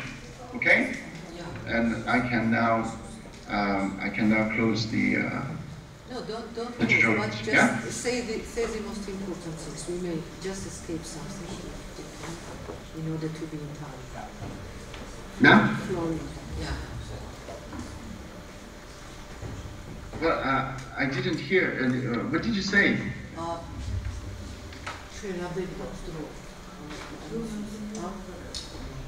Program now it's time for discussion, but you can go on through your tutorials, but a little bit quicker. In order to no, but actually I would say that it would be better now to have discussion because there are still many slides. So the many points I want to make, the most important points I wanted to make are already enhanced and explained. And you have all the material to use it during the simulation. Now it would be better to go for a discussion. The problem is that I hear badly. So that is okay. რაიმე კითხვები გააქვთ ამ მასალასთან დაკავშირებით? თუ კითხვები გაქვთ, ჯობია რომ ეხლა ეს კითხვებიც დავსვათ და იმიტომ რომ დროში ვერ ჩაერთვით. ოფიციალურობას საპირეში ძალიან დიდი მადლობა ბატონო პროფესორს. მოგესალმებით საშუალება რომ უნდათ ეს სესიუ დაირად მოგესმინა მისი რეგისტრაციის ძალიან ბევრი საინტერესო დეტალი იყო და ყოველ შემთხვევაში ჩვენ აქ სტუდენტებთან ერთად ვარ პროფესორა ის ადამიანები რომლებიც უშუალოდ ვიზარდის მასალის ჩაწერაში მონაწილეობას გულისხმობ ქართული ენების, ქართული ენის დიალექტების და ჯერ კიდევ სტუდენტობის პერიოდიდანვე ვიყავი ჩართულები მსგავს ღონისძიებებში. ეხლა მაინტერესებს ესეთი კითხვა მაქვს ბატონი პროფესორის მიმართ.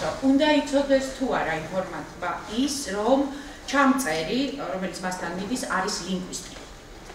The question is that whether the source should know that the person who is doing the elicitation is a linguist. Is it important?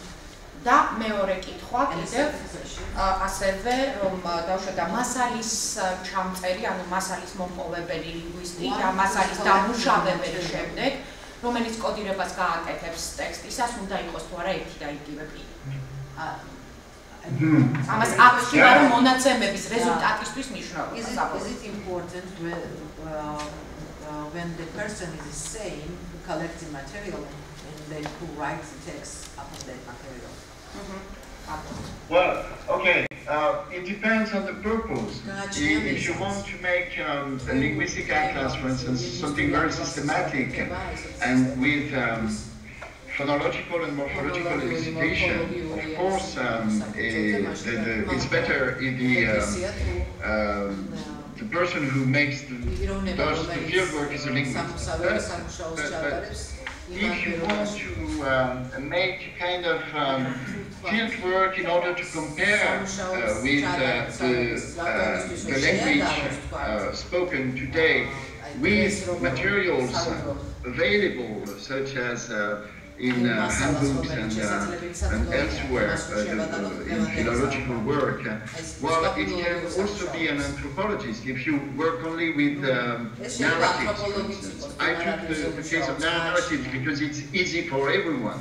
So we had very, very good recordings done in Mexico with an anthropologist who understood very well how to do elucidations. So I would say that the main rule is that it would be better if it is a linguist, but if some volunteers are not linguists but do understand the process and are well trained, they can do outstanding work as well.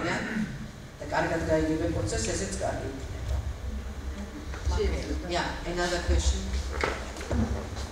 Professor Marina, she works on Georgian Horror.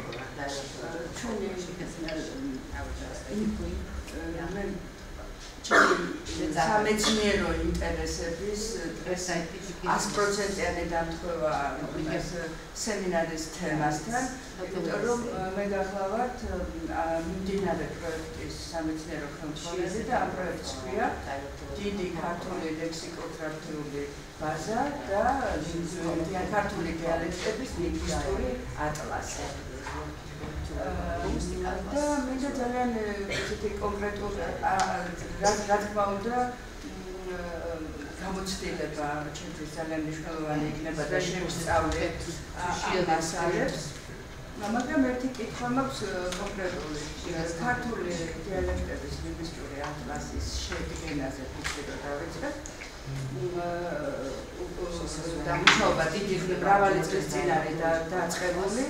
Am periodშიც კი, am მუშაობის პერიოდშიც კი და მანამდე მთლიანად შეიცვალა ქართული დიალექტების განაწილების რუკა ომების გამო, ეკოლოგიური სხვადასხვა მიგრაციების გამო.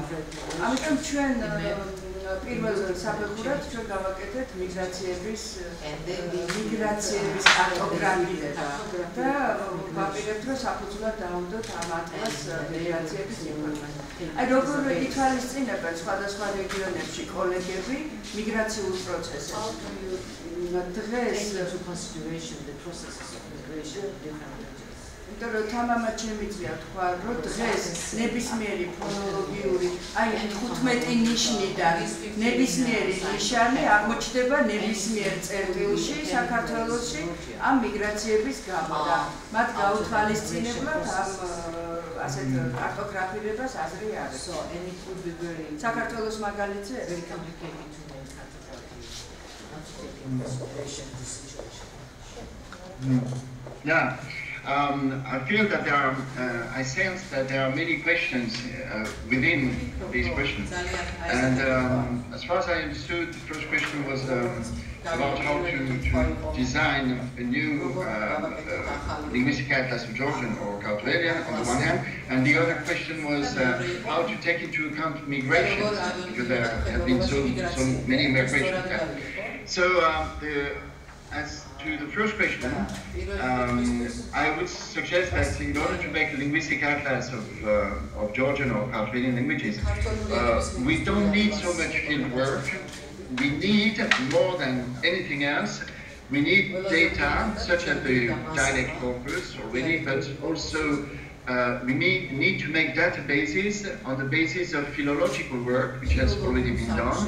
And that's how we did the mistake, for instance. All the mistake data you saw, and the cartography and so on, was we did not go to do field work to do this, because we had a PhD dissertation full of word lists, and that's how we get this result. But parallelly, we did a lot of tape recording in order to make qualitative remarks and to understand better the results we got from previous work, from this second-hand work, which we processed into cartographic result. So this is the first answer. The answer to the first question. Now, the answer to the second question. Of course, there are a lot of migrations in the cases, and there has been an awful lot of migrations during the last century, and even today. Well, people are being displaced, and as we know, unfortunately, if you take the case of Abkhazia and migrants from Abkhazia displaced and so on. But actually, the first thing to say is that it's kind of the same in Mexico, because many communities have been displaced as well, and but we still can find out of the general global results in the linguistic atlas, we can still find where are the original matrices and the interrelations between the original place where the people were dwelling before, and how they expanded, how they were displaced to another setting. This was the case of the yellow branch of mistake we had in one of the maps. These people have been displaced, but we can see clearly through the directometry from where they proceeded, because the mathematical algorithm gives some cues as to the original matrix from where they came. So this is one of the insights. Now, another thing important to say is this is precisely because there has been so much displacement and migration that we need first-hand and fieldwork, first-hand data and fieldwork. And the idea in this case would be to have two kinds of atlases. On the one hand, linguistic atlas such as the mistake or the Sardinian one, which can be done on the basis of already existing materials, on the one hand. And on the other hand, to use the first-hand data and the fieldwork for another kind of atlas, which is a sound atlas, in which we can listen to the people, and we don't put mathematics in it.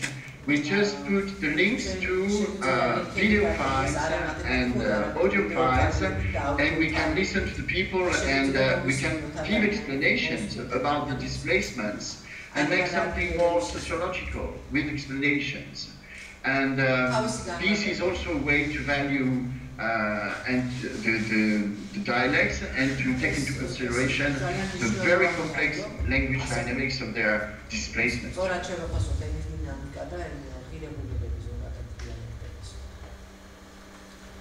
არის თუ არა ერთ-ერთი მიმართულება ეგრეთ წოდებული მოსმენისა და დაკვირვების მეთოდი, რომელიც გულისხმობს დიალოგური მეტყველების ჩაწერას ან სპეციფიკური სემანტიკის, სპეციფიკური სინტაქსური კონსტრუქციების ჩაწერას, რომელიც ნარატივში ვერასოდეს ვერ მოხდება. Იმიტომ რომ მე თვითონ მქონდა ჩემი გამოცდილებით ასეთი რამ, მთელი რიგი საკითხები მხოლოდ და მხოლოდ მიხურადებით მოსმენით ტერმინი შეიძლება ახლა შეიქმნას, შეიძლება მოიპოვოს ლინგვისტმა და რამდენად არის ეს მეთოდი, ეს ჩემი გამოცდილებით ეს მისაღები იყო, რამდენად არის მეთოდი, ზოგადად ჩვენ მოვისმენთ ორი კითხვარისა და ნარატივის მეთოდი და კი და აი ეს მეთოდი მესამე რამდენად არის ჩამოყალიბებული მეთოდის სახით, რამდენად არის მეთოდის სახით. Well, I had problem in listening to. It was like from the bottom of a swimming pool again. I could not. Could you repeat the question, Tamar? Tamar, could you say it again, please? Some kind of material. Yeah. Could you sum it up? Some kind of material could be only collected with observation. Is it სამას გულოვანი ხომ არ არის ჩემი კითხვა და არა, ჩემი ხმა არ ესმის, როგორც აუზიდან ეგრე ესმის. ტექნიკური ის არის. Can I call you again? ის უნდა გქონდეს. Okay, I'll call you again. არის ეს.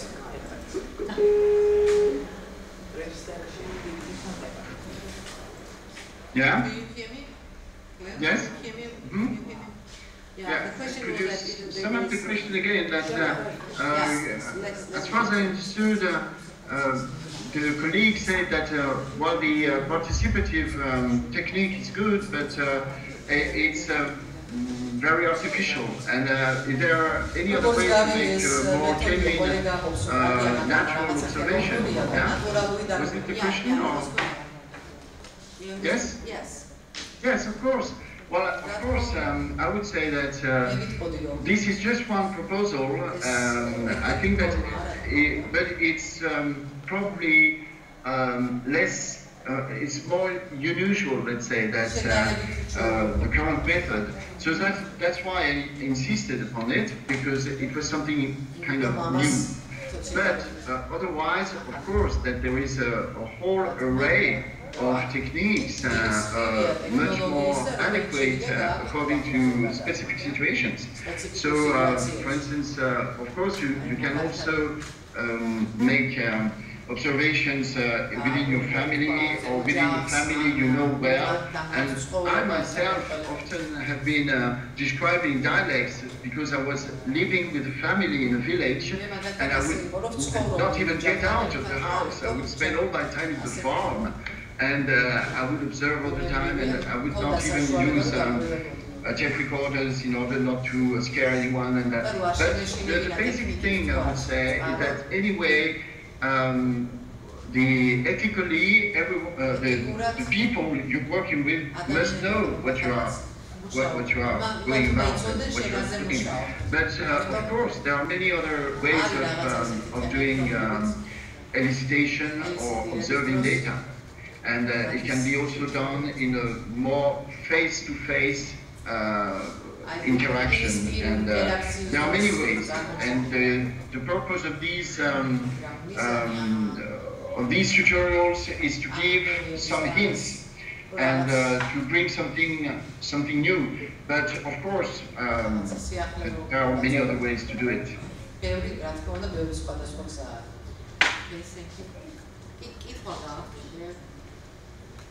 No questions, and now,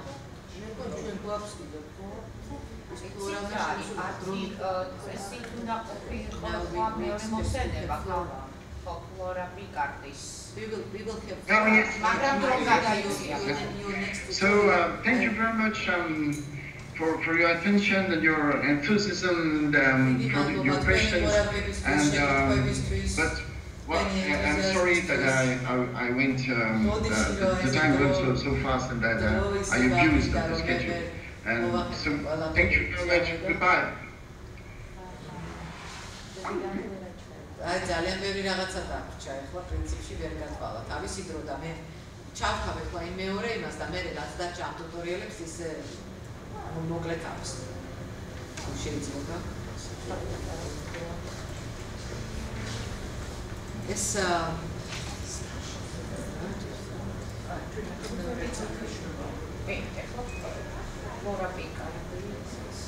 ფლორა პიკარდი გაახლა გვესაუბრება ლევენშტაინის დისტანციაზე, როგორ გამოიწვება და როგორ სოფტი რომელზეც ის მუშაობს.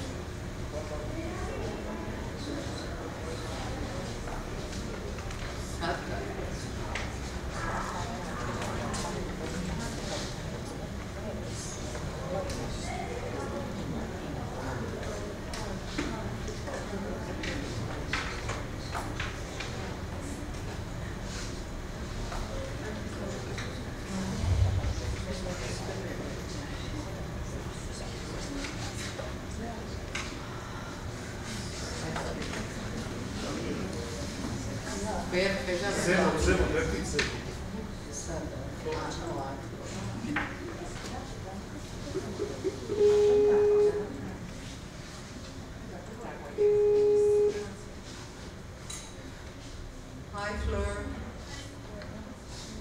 Hello, take a day. So we are a little bit over time. So you can begin. I will introduce you to the audience. I trust that. Es gab Flora Bibaki for bonus university. Okay. Masalis analysis. Flor, do you hear me? Hello? Yes, I am. Yeah, please. You can begin your presentation. We are a little bit over time. I don't have a video from you, no?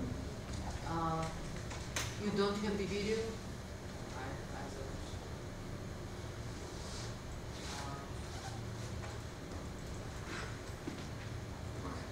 We can do without it, okay? Okay, do that and I will try to. Okay, you're okay. Okay, go on. There it is. Okay, thank you. Hi. So I'm Vladika, and I'm going to talk to you today about data analysis for dialectology. Yes, I will So you can go to the next slide. Go through the slides. So I think you've heard this morning about making up a dialectal database of Caucasian languages. And so I'm going to talk to you about what, in technical terms, a dialectal database is.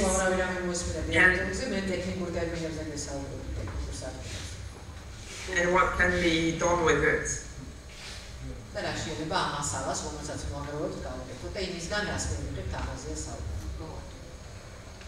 So next slide. So a dialectal database is a spreadsheet or national database which lists cognates different dialects.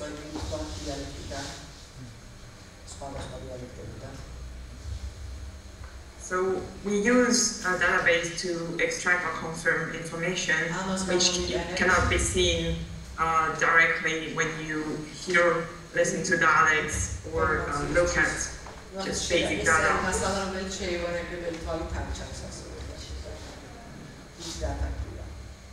But which can be computed from the big data, which is statistical analysis, such as a distance measure, which I will show you with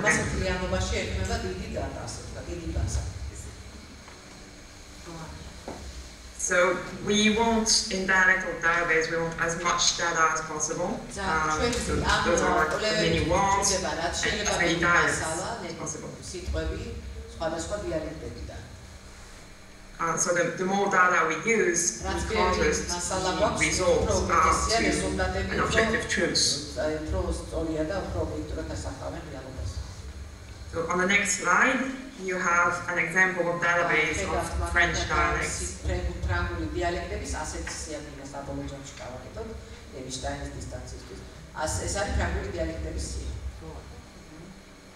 So here you have, on the first line, you have dialects number. So dialects could be referenced to by village name, dialect name, numbers, whatever, geolocation. And on the first row, you have the French translation of the words we are looking for.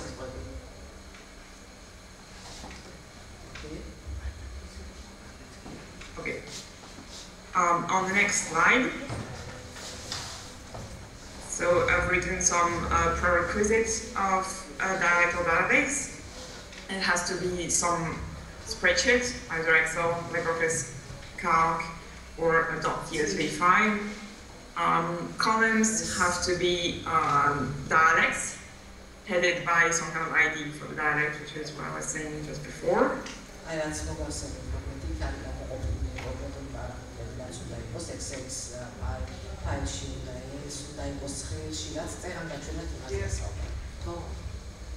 Rows have to be a list of the words we are looking for, which is headed by some translation into a very clever language.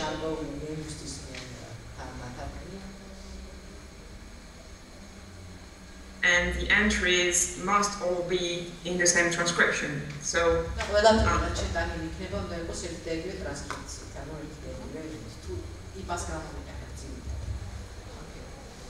orthographies are mostly okay, but some of them may not be fully phonemic. So we prefer international phonetic alphabets.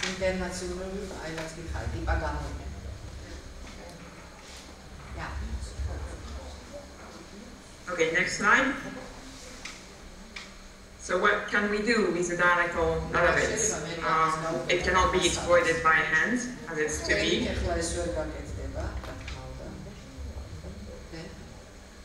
So we need to use a program to extract all the data to compare those dialects.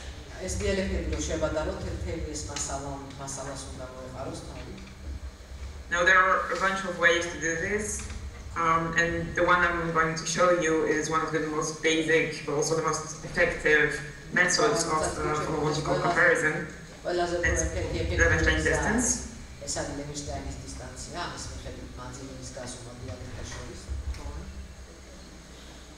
So next slide. The Levenstein distance is an algorithm that compares pairs of chain of characters.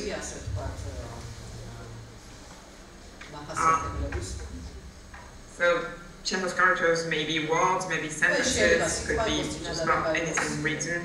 And also the algorithm computes the distance between them.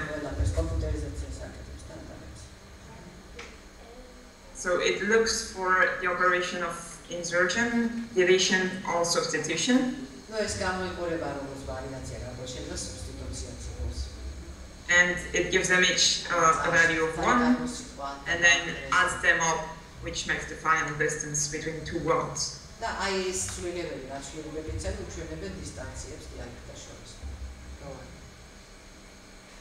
On the next slide, you have an example of this. This is again from the French dialects. In the first case, we have a distance of 1 in between the two words because there is one substitution of letter.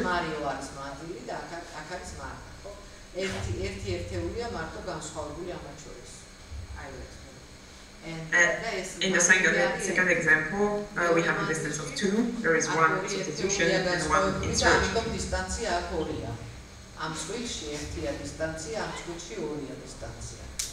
Okay. Next slide. So I've developed a Python program to apply the Levenstein algorithm to any database. It just looks at the database, runs through all of the cells in the files, all of the words, and compares each word with all of the others in the same line, so all the comments. That's why it's absolutely compulsory to have a well-organized and very clean file.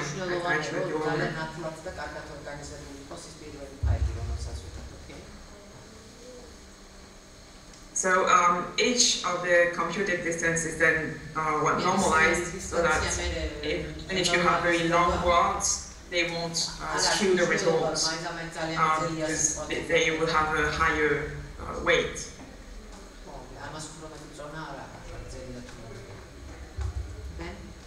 And then we can calculate the distance between two dialects by looking at the mean of the distances between all the words of these two dialects. And we'll get a number between 0 and 1. 0 is no difference, and 1 is the greatest possible difference.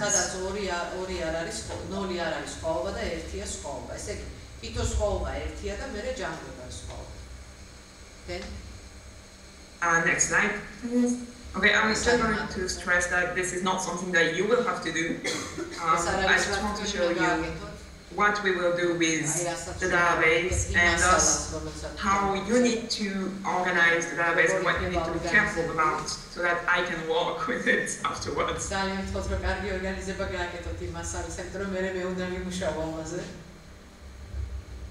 So on this slide, we did a distance matrix.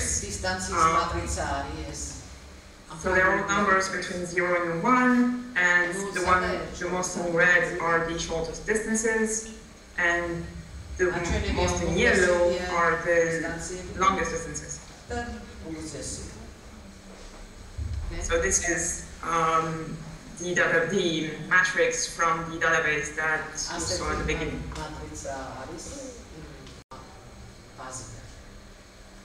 Next slide.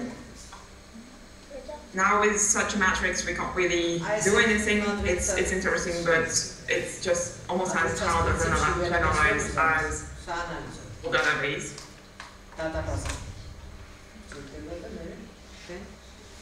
And what we are looking for is the configuration of the data system, so the data system. So we want to visualize it somehow, and for this we use a software called Gephi. So Gephi is software which draws a graph out of numerical data, like the one we have.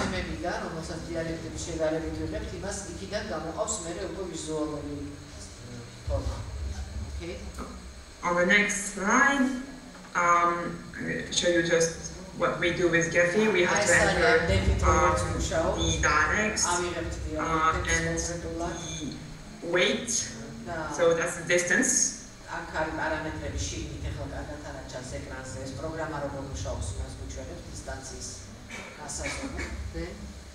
So here you have columns that, so the source and destinations are both dialects, and then weight is the distance between two, which has been, it's proportional to the number that we saw before.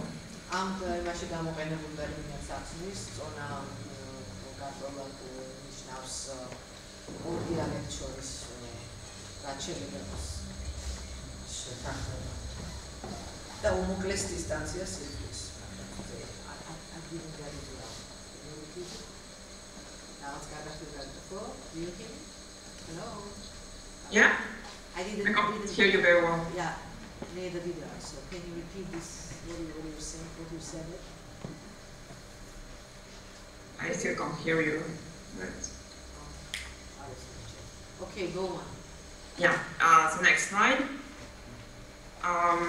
So to get a nice diagram graph, we need to use another algorithm which is called force atlas. This is very important, but basically it just pushes together the dialects which are closest together and further apart, the ones that are...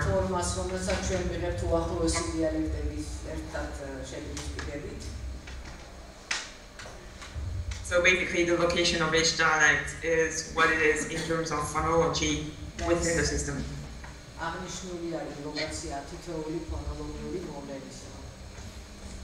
So next slide, you can finally see the graph.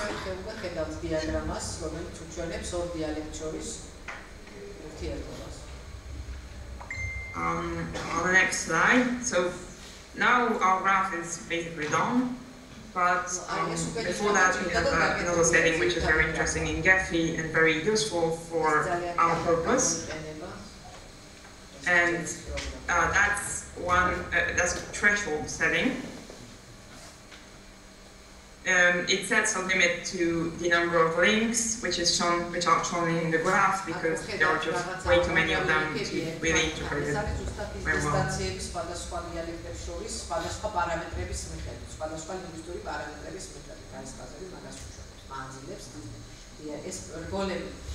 I'll explain. ეს რგოლები არის ასე ვთქვათ დიალექტები, ხოლო ეს ხაზები კონკრეტული ლინგვისტური მოცემულობების მიხედვით უჩვენებენ მანძილებს ამ დიალექტებს შორის. Okay, next slide. So here we see the graph with much fewer links. Those are only the strongest links, which means the shortest distance.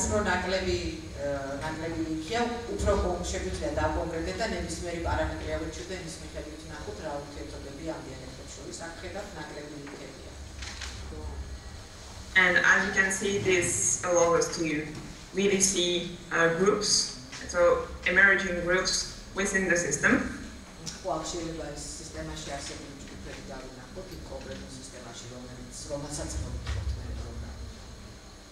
On the next slide, so here is what it looks like with all of the links for each dialect.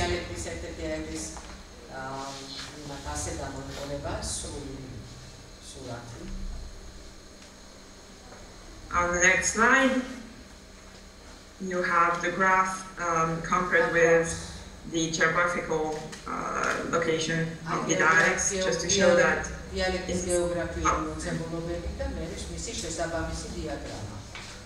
in this case it looks very similar, that the points are basically in the same place on the map and on the graph, which also shows us something very important, which is that these particular dialects haven't really moved in a long time, and the people don't really go away or interact with villages very far away from theirs.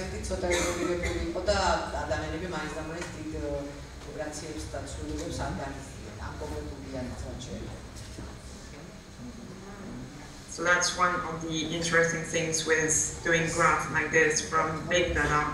We can really see the configuration of the whole system rather than just one dialect related to one object.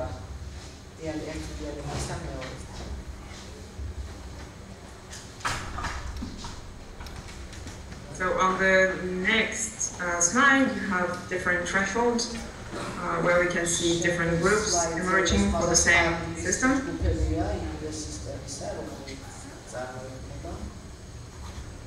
And again on the next slide, there's a very interesting group here. And again on the next. So this is basically what you can do with a graph. ეს ამ პროგრამის მიხედვით შეგიძლიათ კონკრეტული პარამეტრის მიხედვით ნახოთ დისტანციები, რაიმის მიხედვით რას მოითხოვთ. მე როდესაც პროგრამა შეადგენს ამ დიაგრამებს.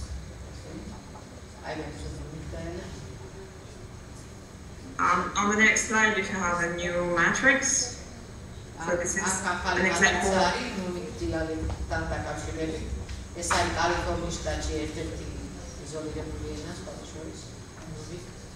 This is an example from a different dialect system, which is the Numic dialects. They are spoken in southeastern USA. This is native languages.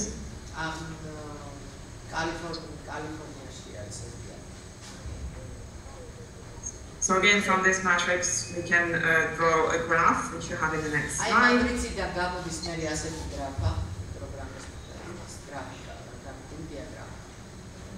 And if you go through the next, I think 6 slides quite quickly, we can see sort of an animation of the thresholds. ეს გააჩნია კონკრეტული პარამეტრების მიხედვით რა დისტანციებია. აი ეს არის იზოლირებული დისტანციები, პარამეტრების მიხედვით არ აქვს ლინკის კომპიუტერი. Okay, on the next slide you should have another database.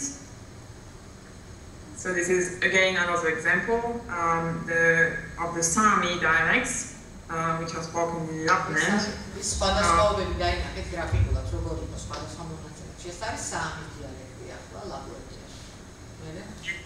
Here you actually have an example of a slightly different database, because the transcription used here is not the International Phonetic Alphabet, but it is another phonetic alphabet which is called the Mali phonetic alphabet. As long as the transcription is coherent, this is fine.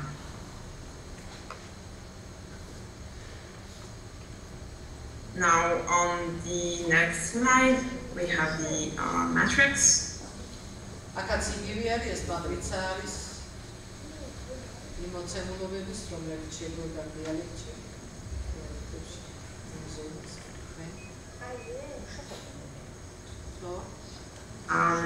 On the next slide, we have the graph visualization again, which is again very different in terms of how the dialects or the configuration of the dialects, see different shapes, and that's how the different dialect systems are configured.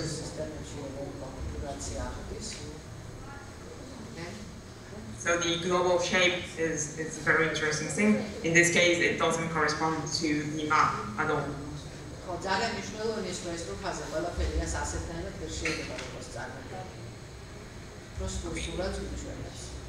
Okay. Over the next 4 slides, we'll have again a small animation in which we can see groupings. Those groupings are very interesting because they actually tell us something that linguists so far hadn't been able to tell, which is that they would give us slightly different groups or as a given. And here we find groups that are very different from what has been told so far.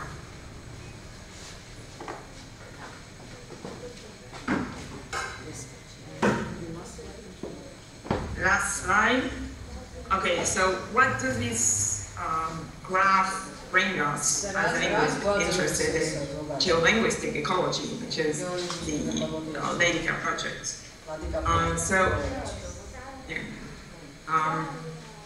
With the graph that I've been able to show you, we can figure out where any Caucasian dial system can stand in terms of configuration.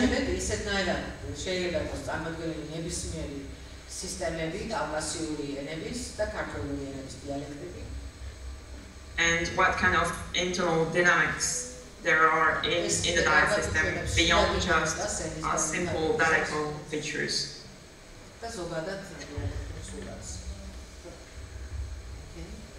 So the interest of Levenshtein distance over, say, isoglosses is that we are looking at the dialect configuration with a holistic point of view, the global point of view, rather than just looking at single features, which are often very reductive, as we only take into account some of the feature, and we don't take into account what actually stays the same in different dialects.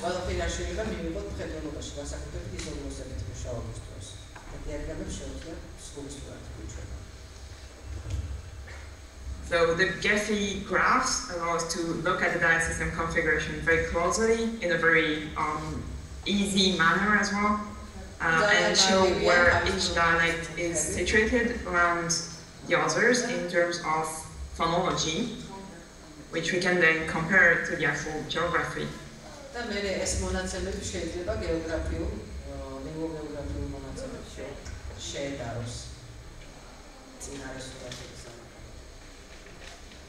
So this is the end of my presentation. Thank you for listening. I hope you have understood some of it, and you can see what is interesting and what we can do with dialect.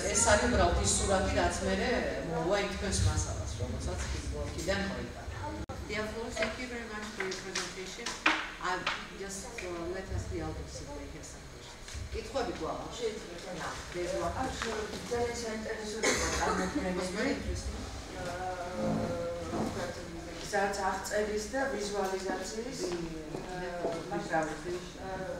როგორია ამ ინფორმაციის წაკითხვის მეთოდიკა. როგორ იკითხულობთ ამ ეს შედარება ეს დიაგრამა უკვე როგორც უკვე ვთქვათ მოცემულობა, რომელიც მოხმარებელმა უნდა წაიკითხოს და მიიღოს ვთქვათ რაღაცა ახალი სამუშაოს ვთქვათ რაღაცა წინაპირობები.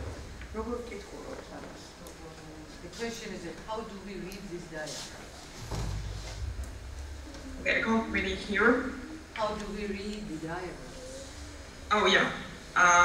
So if you can just go to any of the diagram, the graph slides. Mainly, the idea is that we're looking for groups within those diagrams. So groups of dialects. These groups can, of course, be very similar to what we already know about the dialect system, so we can find them easily. but sometimes they are also very different from what we know, so this tells us something new. So the two things that we really are looking for are strong groups, so with strong links together.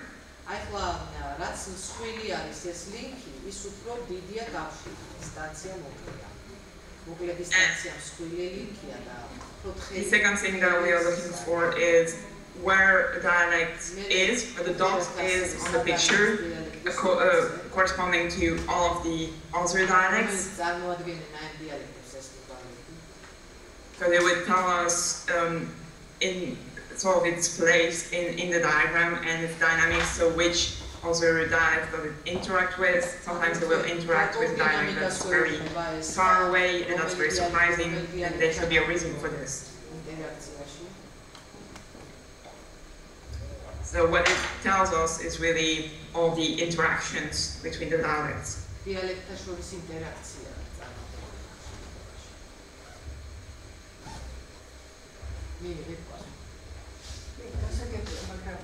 აი მახასიათებლების სხვადასხვა კონფიგურირებით, რომელსაც ამას ამ ვიზუალიზაციაში გავაკეთებ. ჩვენ შეიძლება თუ ვთქვათ ერგატულ კონსტრუქციას და კიდევ რამდენიმე ნიშანს ავიღებთ შესამოწმებლად, აღმოჩნდეს რომ სკანური და ქართული ლევისტაინის დისტანცია ფონოლოგიაში მუშაობს. არ მომხსნით That's a good question, was that how do we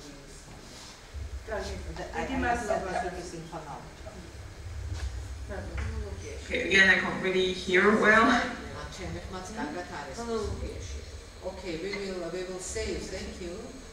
For now, maybe later we will be. Okay. Thank you for Madloba. Thank you for listening.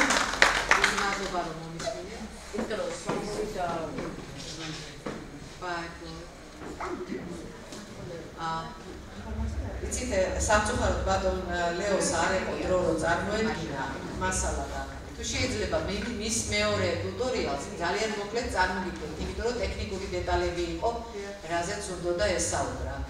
ანუ რის გაკეთება შეიძლება და რა ტიპის შეცდომებს უშვებენ და ძალიან მოკლედ გავიაროთ რა. მოკლედ ეს ერთ-ერთი მისი ის არის. აქ წარმოდგენილი აქვს ის, რომ არ უნდა მოიწყინოს წყარო, რომელსაც ესაუბრებით ზოგადად. მერე უნდა მიკროფონი სწორად უნდა იყოს განთავსებული და თქვენ უნდა ამოწყოთ პერიოდულად ეს მიკროფონი, ისე რომ არ ჩაერიოთ პროცესში, თხრობის პროცესში. აი ასეთი დაყენებული მიკროფონი, სადაც სახი არ აჩანს, ანუ არ აჩანს საარტიკულაციო ბაზა როგორ მუშაობს, არ არის სწორი. ხედავთ, სახი არ უნდა დაფაროს მიკროფონმა. არც ასე მით უმეტეს, პირიც არ უნდა დაფაროს, ისე უნდა დაიდგას თქვენ გადაღებას რო აწარმოებთ.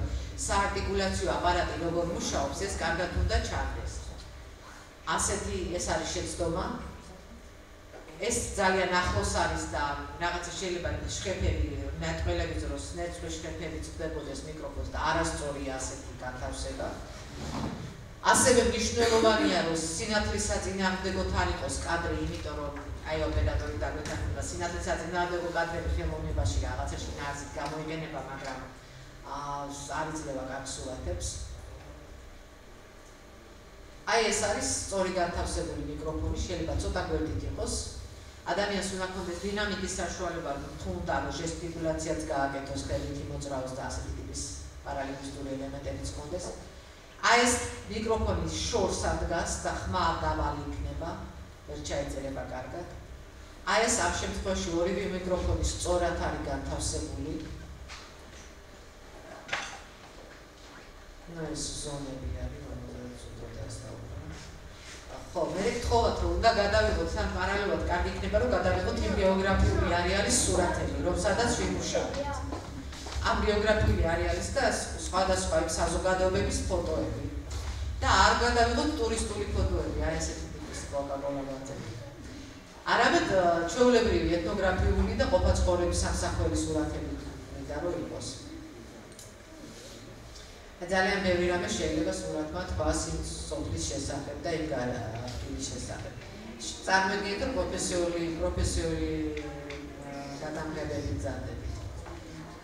მე ასეთ მასალას ვიღებ, ძალიან მნიშვნელოვანია მასალის არქივიზება, როგორ უნდა მოხდეს მასალის არქივიზაცია. მე ამას თქვენთან ერთად გავიგე, ეს არის ერთ-ერთი ფორმა მასალა როგორ გეტდება. ეს ნათიასის არის თქვენი ნიშია. ქაბოთო მარინა ბერძეს წებელმოყვე ფაქსერების საფრთხის თანამდებობაც ქაბოთონი მარინა წლების განმავლობაში მუშაობს დიალექტოლოგიურ საკითხებზე, ადრანაც ჰქონდა პროექტი საქართველოს ტურისტული პორტრეტი, ახლა მუშაობს დიალექტოლოგიურ კორპუსზე, ძალიან სერიოზული სიღრმისეული სამუშაოებია, აქ თავი ეყრება მის პროექტში, აქამდე გაკეთებული რაც არის იმასაც და ძალიან ბევრი ვინც საჩეხება აქვს კორპუსთან, იცის რომ ძალიან რთული და ხანგრძლივი სამუშაო არის და ასეთი ტიპის ვორქშოპის ჩატარება არც შეიძლება ქალბატონ მარინას გარეშე. ახლა თვითონ მოგვახსენებს თავის პროექტს. მადლობთ რომ მომეცით საშუალება გადაცნოთ ჩვენი სამუშაო, იმიტომ რომ ეს პრობლემატიკა ძალიან ჭიდროდ ეგვიმის იმ საკითხებს, რომელიც ცოტა ახლოს მიდია. ძალიან ჭიდროდ ეგვიმის იმ საკითხებს, რომელიც დღევანდელ სამუშაო შეხვედრაზე იყო წარმოდგენილი. ახლა უკაცრავ ინგლისურენოვანი წამოვიდა, მაინც რაღაც მეგონა რომ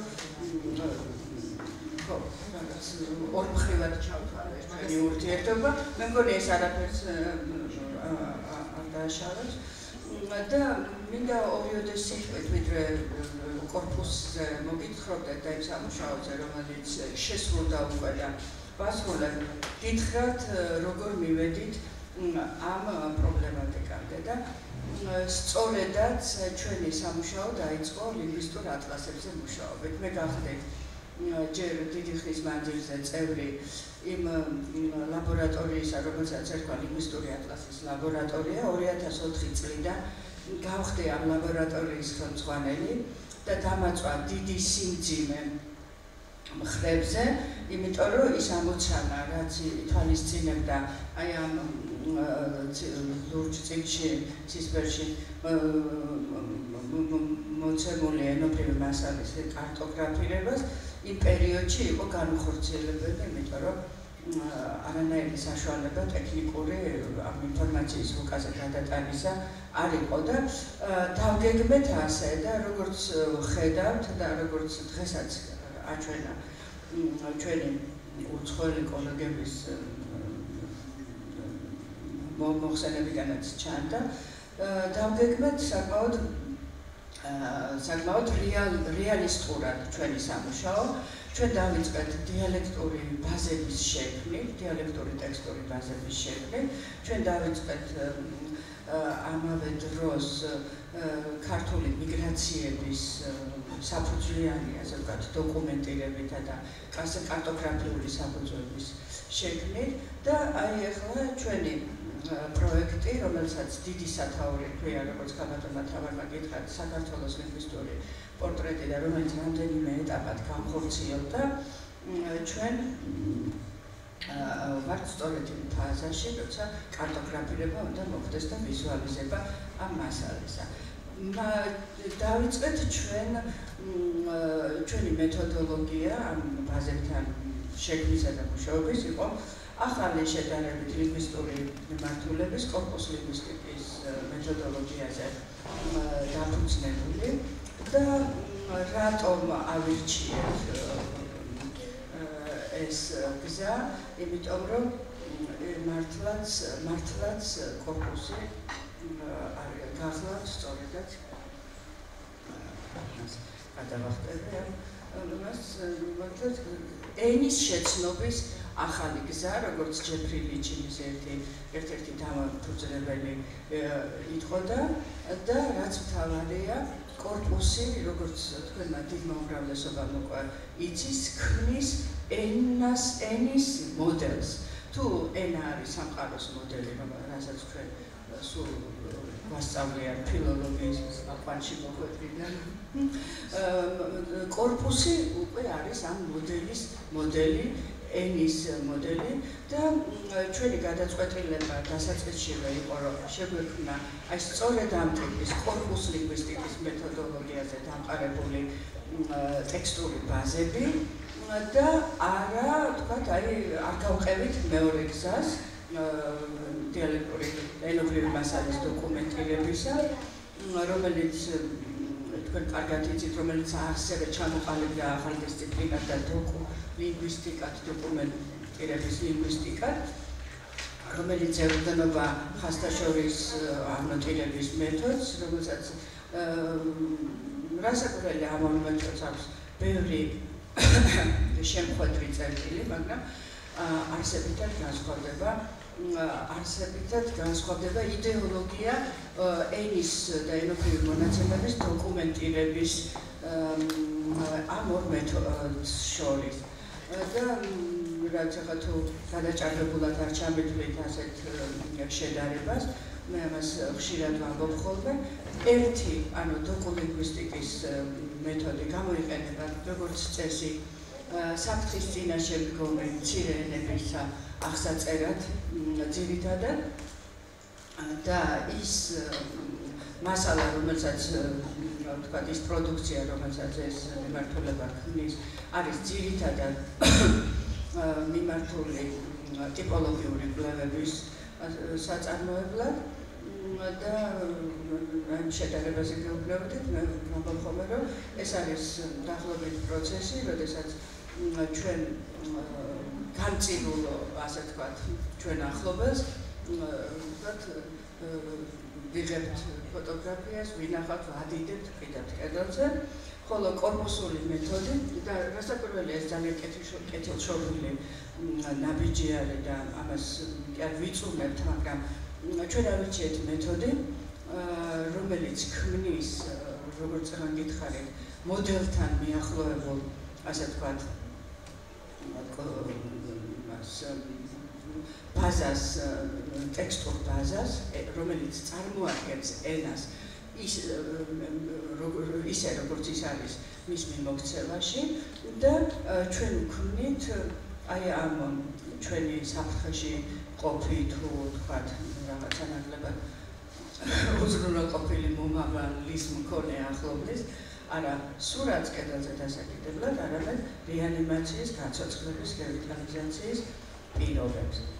ეხლა შეიძლება ეს არის გადაჭარბებული, მაგრამ იდეოლოგიურად არჩევანი ჩვენი იყო განპირობებული იმითი, რომ ყველა დიდი ენა ჩვენს ირგვლივ აკეთებს აი ასეთ კორპუსებს და თქვათ ვერ მივეცით თავს უფლება, რომ რაღაცა თქვათ ცალკეული ფრაგმენტების აღწერით დაგვაქვს. ამან გამოიწვია ის, რომ დროში რასაკვირველია ძალიან ხანგრძლივი აღმოჩნდა. ეხლა აქ არის ჩამოთვლილი ის პროექტები და ეს ისტორია, რომელიც რაც თუ დაინტერესდებით, თქვენ შეგიძლიათ ნახოთ, ამას გადავახტები, იმიტომ რომ ეს დაზღვევად მაქვს ის წინა მასალა, ცოცხლად გაჩვენებთ კორპუსს. უბრალოდ აი აქ გაჩვენებთ რა მასალა არის დღეს თავმოყრილი კორპუსში. ეს არის 1920 წლის უნდა იყოს, მე მგონი ყველაზე ძველი ჩანაწერი თუ მათყუებს მეხსიერება თუ ცოტა უფრო ადრე, ანუ 20-იანი წლებიდან გასული საუკუნის დღემდე სხვადასხვა სახით, ასე ვთქვათ, ჩვენამდე მოღწეული დიალექტური მასალები, აი ეს მაგალითად 27 წელში ჩაწერილი ტექსტი გახლავთ, აგერ 1925 წელს ვინმე ცალფეხა ლომთათიძის გურული პროვინციალიზმები, აი ასეთ ბაბინებზე მოქცეული უფრო გვიანდელი 70-იანი წლის ტექსტები, ეს გახლავთ 1935 წელს ივანე ჯავახიშვილმა მოაწყო, მისი ინიციატივით მოეწყო ორთვიანი ბლიც ექსპედიცია საქართველოს ყველა კუთხეში. მხოლოდ რამდენიმე კუთხე დარჩა აღუწერელი და ეს არის ეთნოგრაფიული მასალები, რომლებიც გამოცემულია და ცნობილი საკმაოდ გამოცემაა, მაგრამ რომლის უცვლელი, ანუ გაუსწორებელი, გაურედაქტირებელი და დიალექტურად საინტერესო, ასე ვთქვათ, პირები ენათმეცნიერების ინსტიტუტში ინახება და მთელი ეს მასალაც არის გაციფრებული და შეტანილი კორპუსში. ეს არის აი ეს კასეტები 80-იან წლებში ჩაწერილი, და აი ეს მასალა, ამ მასალის დიდი ნაწილი აი რო არის ხატრებში რიგი მწიფს, რიგი ყავის, რიგი ხო, არის სხვადასხვა სტადიაზე დამუშავების. ესე იგი ეს ბაბინები და კასეტები რო ნახეთ, გაციფრებულია და არის მათი ელექტრონული ვერსია, ნაწილი გადაწერილია, ნაწილი გარედაქტირებულია და დღეისათვის კორპუსში, ეხლა ეს დავხუროთ და გადავიდეთ ღია სივრცეში. დღეისათვის კორპუსში 2 მილიონზე მეტი სიტყვა არის. ეხლა ვიგეთქვით რამდენი სიტყვაც არის კორპუსში, იმიტომ რომ სულ ემატება. 2,41,820 არის დღეისათვის. ხო, ეხლა და გეტყვით დღევანდელ ვითარებას ახლა რაზე ვმუშაობ. ესე იგი, ამ კორპუსში არის 2 მილიონზე მეტი სიტყვა. ამ სიტყვების ანოტირება დაწყებულია და თითქმის მეოთხედი სიტყვების მთელ კორპუსში არის ანოტირებული. მეტყველების ნაწილებისა და გრამატიკული ფორმის მიხედვით ანოტირებული. ძიება შესაძლებელია კორპუსში ბევრი პარამეტრის მიხედვით და მე გაჩვენებთ ამ პარამეტრებს, რის მიხედვით შეიძლება ძიება და კორპუსი აერთიანებს რამდენიმე, ასე ვთქვათ, საინფორმაციო ბლოკს. დღეს რა ხდება? დღეს ხდება ყველა ამ ბლოკის, ესე იგი, განვითარება, ანოტირების სრულყოფა და გრძელდება კორპუსის ანოტირება და მიმდინარეობს მუშაობა, უკვე მივედით იქამდე, რითიც დავიწყეთ. რაც იყო, აი, რამაც გააჩინა ეს, ასე ვთქვათ, ის კრიზისი, კარტოგრაფირების შეუძლებლობა და აი ის ჩემი როგორც ამ ლაბორატორიის ხელმძღვანელის, ასე ვთქვათ, ტრაგიკული განცდა, რომ რაც არ უნდა თავდადებით მემუშავა, დაუსრულებელი და აი დროში წარმოუდგენლად გაწელილი იყო ის სამუშაო იმ სახით, რომ გვეკეთებინა. ერთი სიტყვით, აი ამ წლების განმავლობაში მომზადდა პლატფორმა იმისთვის, რომ აი ახლა სულ ცოტა ხანში უკვე რამდენიმე თვეში ამ პლატფორმას საფუძვლად დაედება გეოინფორმაციული სისტემა. გეოინფორმაციული სისტემა ინფორმაციის გეოგრაფიული და სხვა ინფორმაციის მრავალფენიანი დამუშავების შესაძლებლობით და აი ამ სისტემის საშუალებით მთელი ის ინფორმაცია, რაც აქ არის მოქცეული, თქვენ შეგეძლებათ რომ ნახოთ ან ცალკე, ან ერთმანეთზე დადებული სხვადასხვა კონფიგურაციული კონების, ასე ვთქვათ, ვარიაციებით და მიიღოთ ინფორმაცია. ძალიან სასარგებლო იყო ჩემთვის დღევანდელი საბატონო თავარ ვორქშოპი, იმიტომ რომ აი ზუსტად ვიცი დღეს ვთქვათ რა კომპონენტების დამატება გადავწყვეტა იმ პროექტში, ვთქვათ, რაც აქამდე გათვალისწინებული. ხო, ეხლა კორპუსი შედგება, როგორც გითხარით, სხვადასხვა სტრუქტურული, ასე ვთქვათ, ბლოკებისგან, სამომხმარებლო ინტერფეისით და სამუშაო ინტერფეისით. ახლა ჯერ გავჩვენებთ სამომხმარებლო ინტერფეისს. ეს გახლავთ კორპუსი, რომელშიც ძიება შესაძლებელია, გადავიდეთ ქართულზე, ვთქვათ, სხვადასხვა სიტყვის ფრაგმენტით, აი როცა სიტყვა იწყება, როცა მთავრდება, როცა შეიცავს, როცა ზუსტი სიტყვა, აი ავიღოთ რაღაცა მაგალითად. ეხლა ჩვენ ვართ კორპუსში, მე მას უთხარი რომ მინდა თქვათ კომპლექსის შემცველობის ყველა სიტყვა მომიძებნოს, აი დავაწყაპუნე, მომცა ინგილოურიდან ერთ-ერთი მაგალითი, დავაწყაპუნე და მომეცა მთელი ტექსტი, რომელიც მეუბნება, რომ ეს არის მეშაბაში, საინგილო, კახის რაიონი, თქმელის შესახებ გამოცემა ვინ ჩაიწერა და ასე შემდეგ. ახლა ამ მეტამონაცემებს არ მოგეყვებით. ხო, ახლა მე შემიძლია აქ უთხრა, რომ აი წყლის შემცველი, ოღონდ სახელში იყოს ეს თქვათ სახელო და აი ნახეთ მომცა თქვათ სახელი დატები მხოლოდ მიწევდი ბრურა რაღაცა კიდე გავდივარ და ნახო რომ ეს ყოფილა მუხაჯირული ზემოაჭარული ჩვენებურების ქართული მეტყველებიდან ეს ტექსტი. ანუ გზა ასეთია, სიტყვა ან სიტყვის ფრაგმენტი და თქვათ გრამატიკული ფორმა ან ისა. ეხლა მე შემიძლია დავფილტრო ეს და თქვათ უთხრა რომ ეს მე მინდა მხოლოდ დავუშვათ აჭარულში, ხო?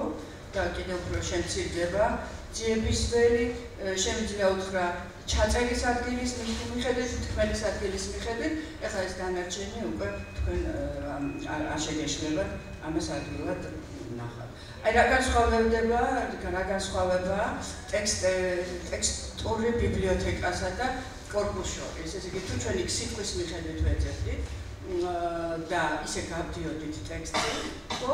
აი აქ ჩვენ გვინდა მაგალითად თემატური მახასიათებლები დაუშვათ აქ ქრონოლოგიური და ეს არის. თქვათ აი მიგრაცია, მუხაჯირობა. ეს თემა გვაინტერესებს, ნახეთ. ყოველგვარი წინა თქვათ საძიებო ნაბიჯების გარეშე ჩვენ გამოგვივიდა ყველა საკითხი, ყველა ტექსტი, რომელშიც მუხაჯირობის და მიგრაციის თემა არის აღნიშნული. ჩვენ ეს შეგვიძლია დავფილტროთ ჩაწერის ადგილის მიხედვით, გამოცემების მიხედვით, თქვათ სხვადასხვა გამოცემების და კოლექციების მიხედვით, იმიტომ რომ ვინმე თუ არ ენდობა ჩემ ჩანაწერს, მაგალითად თქვის, რომ ბერიძის ტექსტები არ არის სანდო. მოგეხსენებათ? ჩემო კოლეგებო, რომ თქვათ არის ქართულ დიალექტოგრაფიაში, რომ აი იმისი ტექსტების ნდობა არ შეიძლება, ხო? მაგრამ იმ ტექსტებშიც კი, რომლებსაც ასეთი დავუშვათ ახლა შეფასებები, იქაც არის ძალიან დიდარი მასალა, რომელიც აუცილებელია რომ აისახოს. ამიტომ თქვენ აქ შეგიძლიათ დაფილტროთ იმის მიხედვით, რომელ ტექსტებს ენდობით, რომელს არ ენდობით, რომლის გარეშე და რომელთან ერთად გინდათ მასალა მიიღოთ და ამას აღარ გავაგრძელებ და ლექსიკონები, რომელიც არის ერთ-ერთი სიმდიდრე ამ პროექტის და რომელიც კარტოგრაფირების ასე ვთქვათ ეტაპზეც იქნება ჩართული, ანუ არა მარტო კორპუსის 2 მილიონივე სიტყვა იქნება რუკაზე გატანილი, არამედ ლექსიკონებისაც. ახლა უბრალოდ ნახოთ ჩვენ ინდივიდუალურად, იმიტომ რომ გამოქვეყნებული აქ არის ამჟამად 60,000 სიტყვაზე მეტი სხვადასხვა ლექსიკონისა შეტანილი, მაგრამ გამოქვეყნებული აქ ჩემთან ბევრი ლექსიკონი ჩანდა, თქვენ ნახეთ, მაგრამ თქვენ რომ შეხვალთ ავტორიზაციის გარეშე დაინახოთ 4 ლექსიკონს, ინგილოურს, ფერეიდნულს, ჩვენებურების ქართულს და ლაზურს და დანარჩენი ლექსიკონები ამჟამად დამუშავების პროცესში არის და დღეს საძიებო სისტემაში აქაც არის თქვათ ფრაგმენტის მიხედვით, აი როცა სიტყვა მთავრდება, იწყება, შეიცავს ან ასე შემდეგ ამა თუ იმ კომპლექსს. მე ჩვენ შეგვიძლია ლემისა და ვარიაციების მიხედვით ძიება და ან მხოლოდ ლემის ძიება, ლემა და ვარიაციების ძიება ძალიან საინტერესო და მნიშვნელოვანია, იმიტომ რომ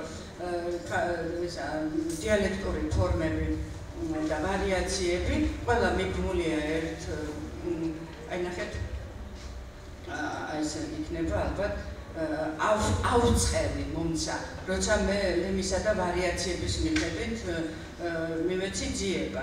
მაგრამ ეს არის სალექსიკონო სტატია, არწყევაი, მისი ფონეტიკური ვარიანტი, აი აღწყევაიც იქნება აქ სადღაც, ელითიც გავიდოდი ამ სტატიაზე და აი აქ არის გრამატიკული, თქვათ, სიტყვაწარმოებითი რეალიზაციები, რომელიც ყველა არის ამ ჩამონათვალში და ყველაზე დაწყაფონებით გამოხვალთ თქვენ ეს იმისათვის არის გაკეთებული, რომ დიალექტური ანალიზატორი მოგახსენებათ არ არსებობს და რთული შესაძლებელია 17 ქვეს სისტემისთვის ანალიზატორი და ყველა დადასტურებული ფორმა თავის ლემას ლექსიკონში რომ მიებას და რომ თქვათ იყოს ადვილად მოძიებადი. ეხლა გვაქვს ერთი ფილტრი და მეძიება აქ, რომელიც არის ძალიან მნიშვნელოვანი და როცა ყველა ლექსიკონში დავუშვათ აი ეს მარკერი დაემატება, ჩვენ შეგვეძლება ეხლა აი ყველა უცხო სიტყვა, აი ასე. და თქვენ დაგეფილტრათ თქვათ ინგლისური იმის მიხედვით რომელი სიტყვებია და მოძებნით მხოლოდ უცხო სიტყვას. აქაც არის მეტყველების ნაწილების მიხედვით ძიება, აი მარტო სახელებს გამოვიტანთ და აქ ნახავთ რომ მარკირებული არის ეს სახელი. ეს გახლავთ ლექსიკონი და წერამნე კითხვა მქონდა მიგრაციებთან დაკავშირებით.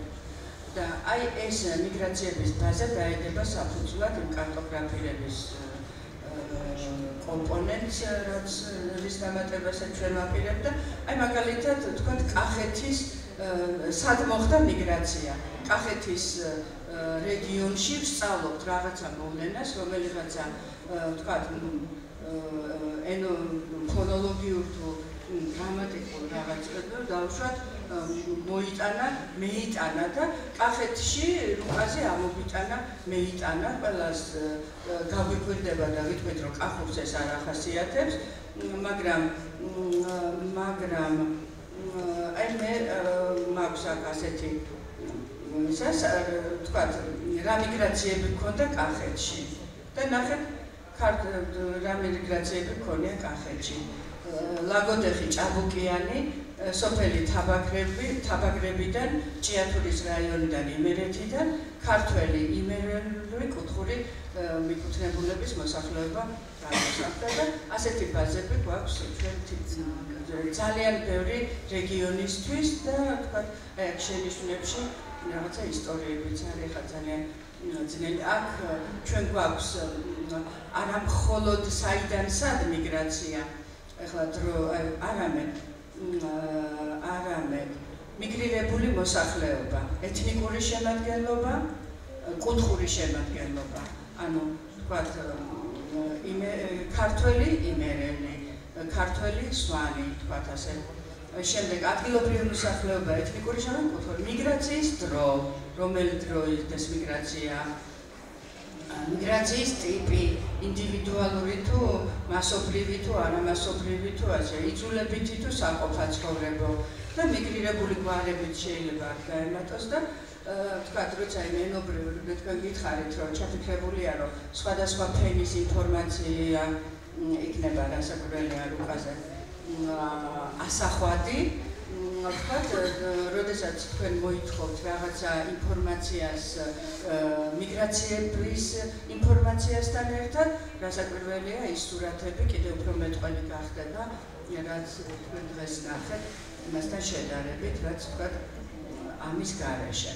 ეხლა ასე უცებ შევირბენ სამუშაო ინტერფეისში, ეს გახლავთ ანოტირების ბაზა გახლავთ. ნებისმიერ დროს შემიძლია დავამთავრო, ეს ისეთი საკითხია, რომ წვეტას ექვემდებარება.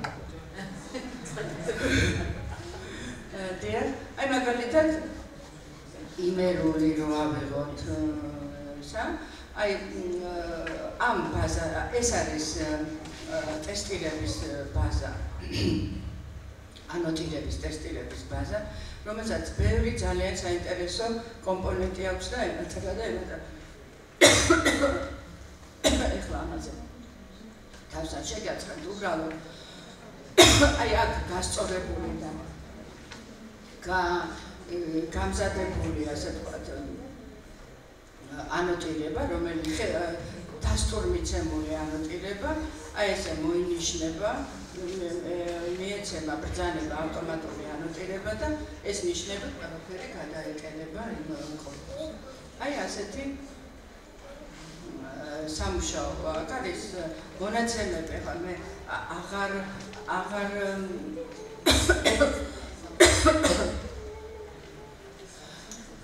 აღარ დამჭად რომ თქვათ აღარ მინდა რომ შეგაწყინოთ უფრო და აქ არის მონაცემები ბაზა თქვათ იმ ავტორებისა რომელთა მიერ დამუშავებელი ტექსტებია ანუ ოდესმე თქვათ რომელიღაცა სტუდენტმაც რომ იმუშავა ტექსტის ჩაწერაზე ისეთ მითითებულია აქ არის ბიბლიოგრაფია ძალიან ცელი აი ამ ბაზიდან აირჩევა ეს ბიბლიოგრაფიული მონაცემები და აქ არის გრამატიკული და სხვა აი ესე იმართება ეს სიები ნახეთ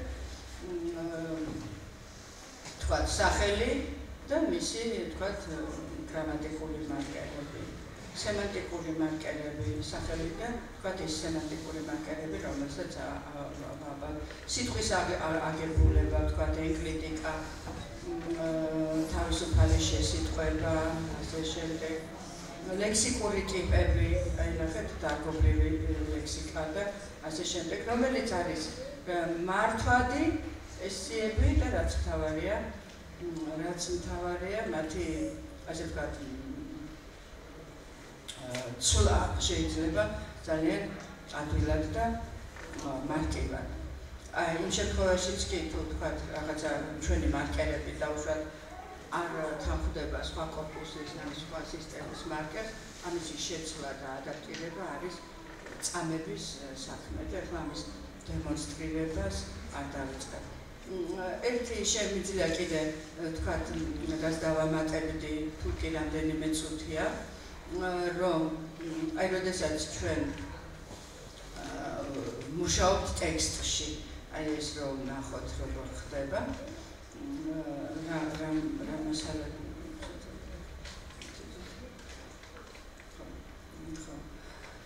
აი ეს არის სამუშაო მხარე ტექსტური რედაქტორის ტექსტების რედაქტორის ხო აი დავწერე სათაური ჩავსვი copy paste-ით სადღაც უკვე გამზადებული ტექსტი დავურთე მეტამონაცემები ნახეთ აქ დიალექტის შესახებ არჩევანი თქვათ აქ რაღაც ხო აქ არის რა არის ხო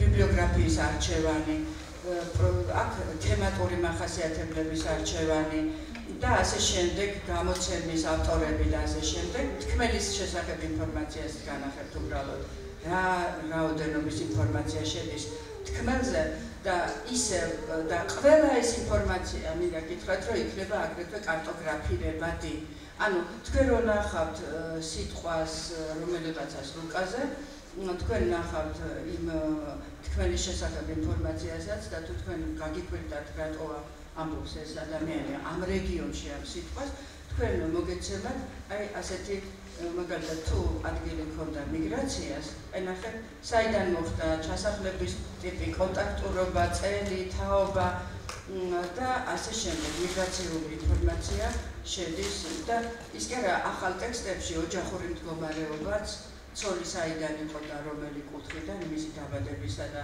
თქვათ ადგილის ეროვნება ეთნიკური და კუთხური წარმომავლობა იმისათვის რომ რაც შეიძლება თქვათ მეტყველი იყოს უკვე ის ენობრივი ინფორმაცია რომლის უკანაც ეს მეტამონაცემები დგას მე მგონია რა ვიცი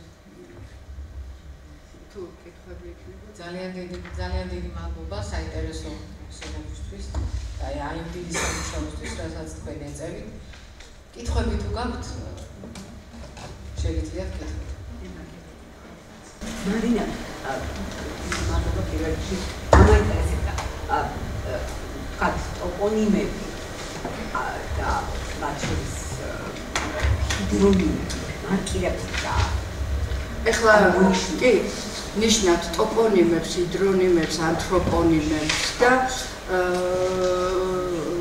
რა ვიცი ახლა ისიც გვაქვს რომ მიკროტოპონიმიაც კი როცა უკვე გვექნება საფუძველი კარტოგრაფიული რაღაცა მიკრო, ასე ვთქვათ, ტოპონიმიაც კი თუნდაც ინტერაქტიულ რეჟიმში შესაძლებელი იყოს, რომ არა, თქვა აი ამ თვითონ არა აი ნახეთ მექინგის დროს კი არა, თქვა აი მე რომ შევიდე ახლა რატო იცი ბარტენ ალექსანდრე ბლონს ქონდა თავის დროზე მომზადებული ჰიდრონიმიკა ხალხის რა გამოცემული საერთო ტოპონიმიკასთან განსხვავებით არც მიკრო არც მაკრო გამოცემული არ არის და როგორც ამაზე ბარტენ ალექსანდრეს ქონდა მომზადებული ჩვენ ახლა ვაპირებთ იმის გამოცემას და თვითონ ქეთინა თქვა რომ მე შევახსენო ამას და მინდა ასევე ასე ვთქვათ მექინგი ის ხო გუგლის ბატონშორებულ სასწავლებლებები ისე და შეიძლება ხალხი არის მითითებით თქვენი კორპუსიდან შემეძლება ეხლა როგორც თემატური ისე ვთქვათ ჰიდრონიმები და ამოვიღო იქიდან აი ნახეთ იცით რა არის ეხლა აქ ერთადერთი პრობლემა იქნება ის რომ ყველაფერი ჯერ არ არის ყველაფერი მარკირებული მაგრამ აი ეხლა მე ვთხარი რომ თანაც წყლზე ვთხარი რა როცა შეიცავს ესეთი სიტყვები, როცა არსებითი სახელია და ტოპონიმიაო და მომცა გუბის წყალი, ცხენის წყალი, ცხრა წყარო ამ იმაში. რასაკურველი ცალკე ტოპონიმი შეიძლება რომ მომცეს, ასე ტოპონიმები ან ჰიდრონიმები. აი ეს არის, აი აგერ მივეცი ტოპონიმები. ტოპონიმი ძალიან კარგი. კი. და ასევე არის იმაშიც, რა ქვია, ლექსიკონშიც. აი მაგალითად ახლა ლექსიკონში საძიებო ერთეული ხო, საძიებო ერთეული აუცილებლად რაღაცა თუნდაც აი აზე და აი მაგალითად ნახოთ ახლა ლემა და ვარიაციები ყველა რომ მიიღო და ხო ის არის მე ახლა გამახსენდა რომ ლექსიკონში მარტო პირველი მისი საკვა მარკირებულია მაგრამ ჯერ ძიებაში გვაქვს მარტო პირველი იერარქიის მარკერი გრამატიკული მარკერი თუმცა იმაში მაინც მითითებულია ინიშნება ლექსიკონი ეს ანოტირების ეს საფეხური აი ამ პროექტის ეს თემა არის და ჯერ ბოლომდე არის ჰიდრონიმებში არ მომცემს გუბაზოვრს, ხო? აუცილებლად წყალი უნდა ანუ არა, როგორ არ მოგცემს, ეხლა თუ არის აქ წყო მქონდა მიცემული უბრალოდ, აი არა თუ ზოგადად რომ ამოვიღო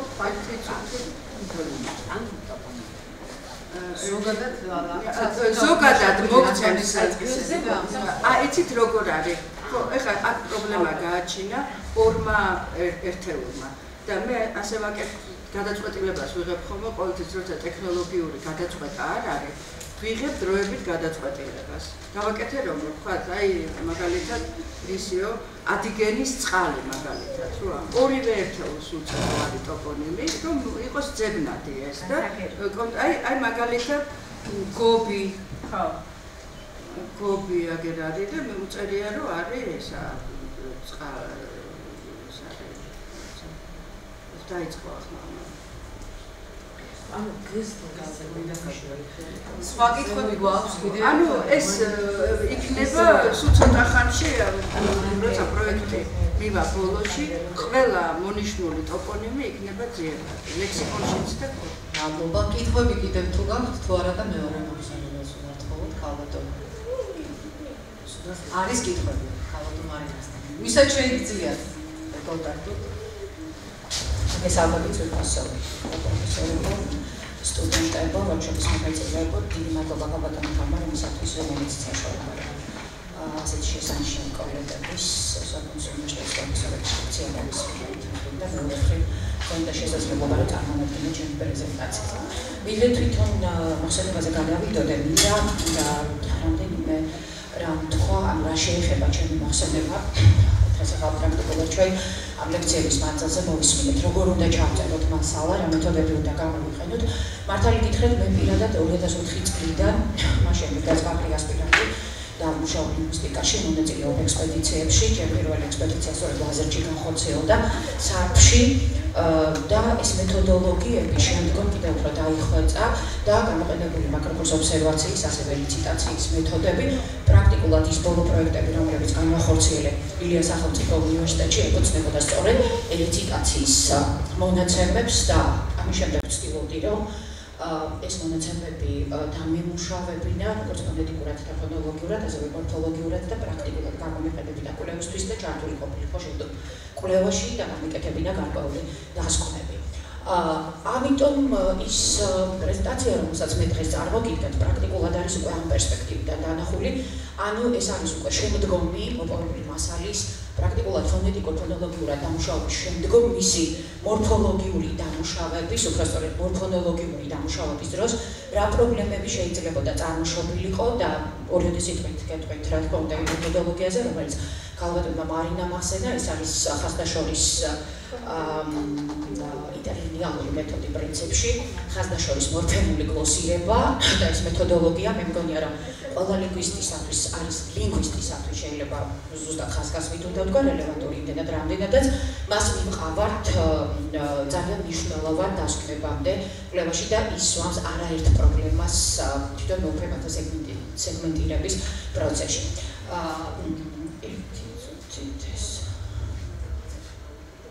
ის ჩამიგდეთ. რატო ის არ უწევს? აი ეს. ხო. ეს რაზეც ლარი. ეს არის.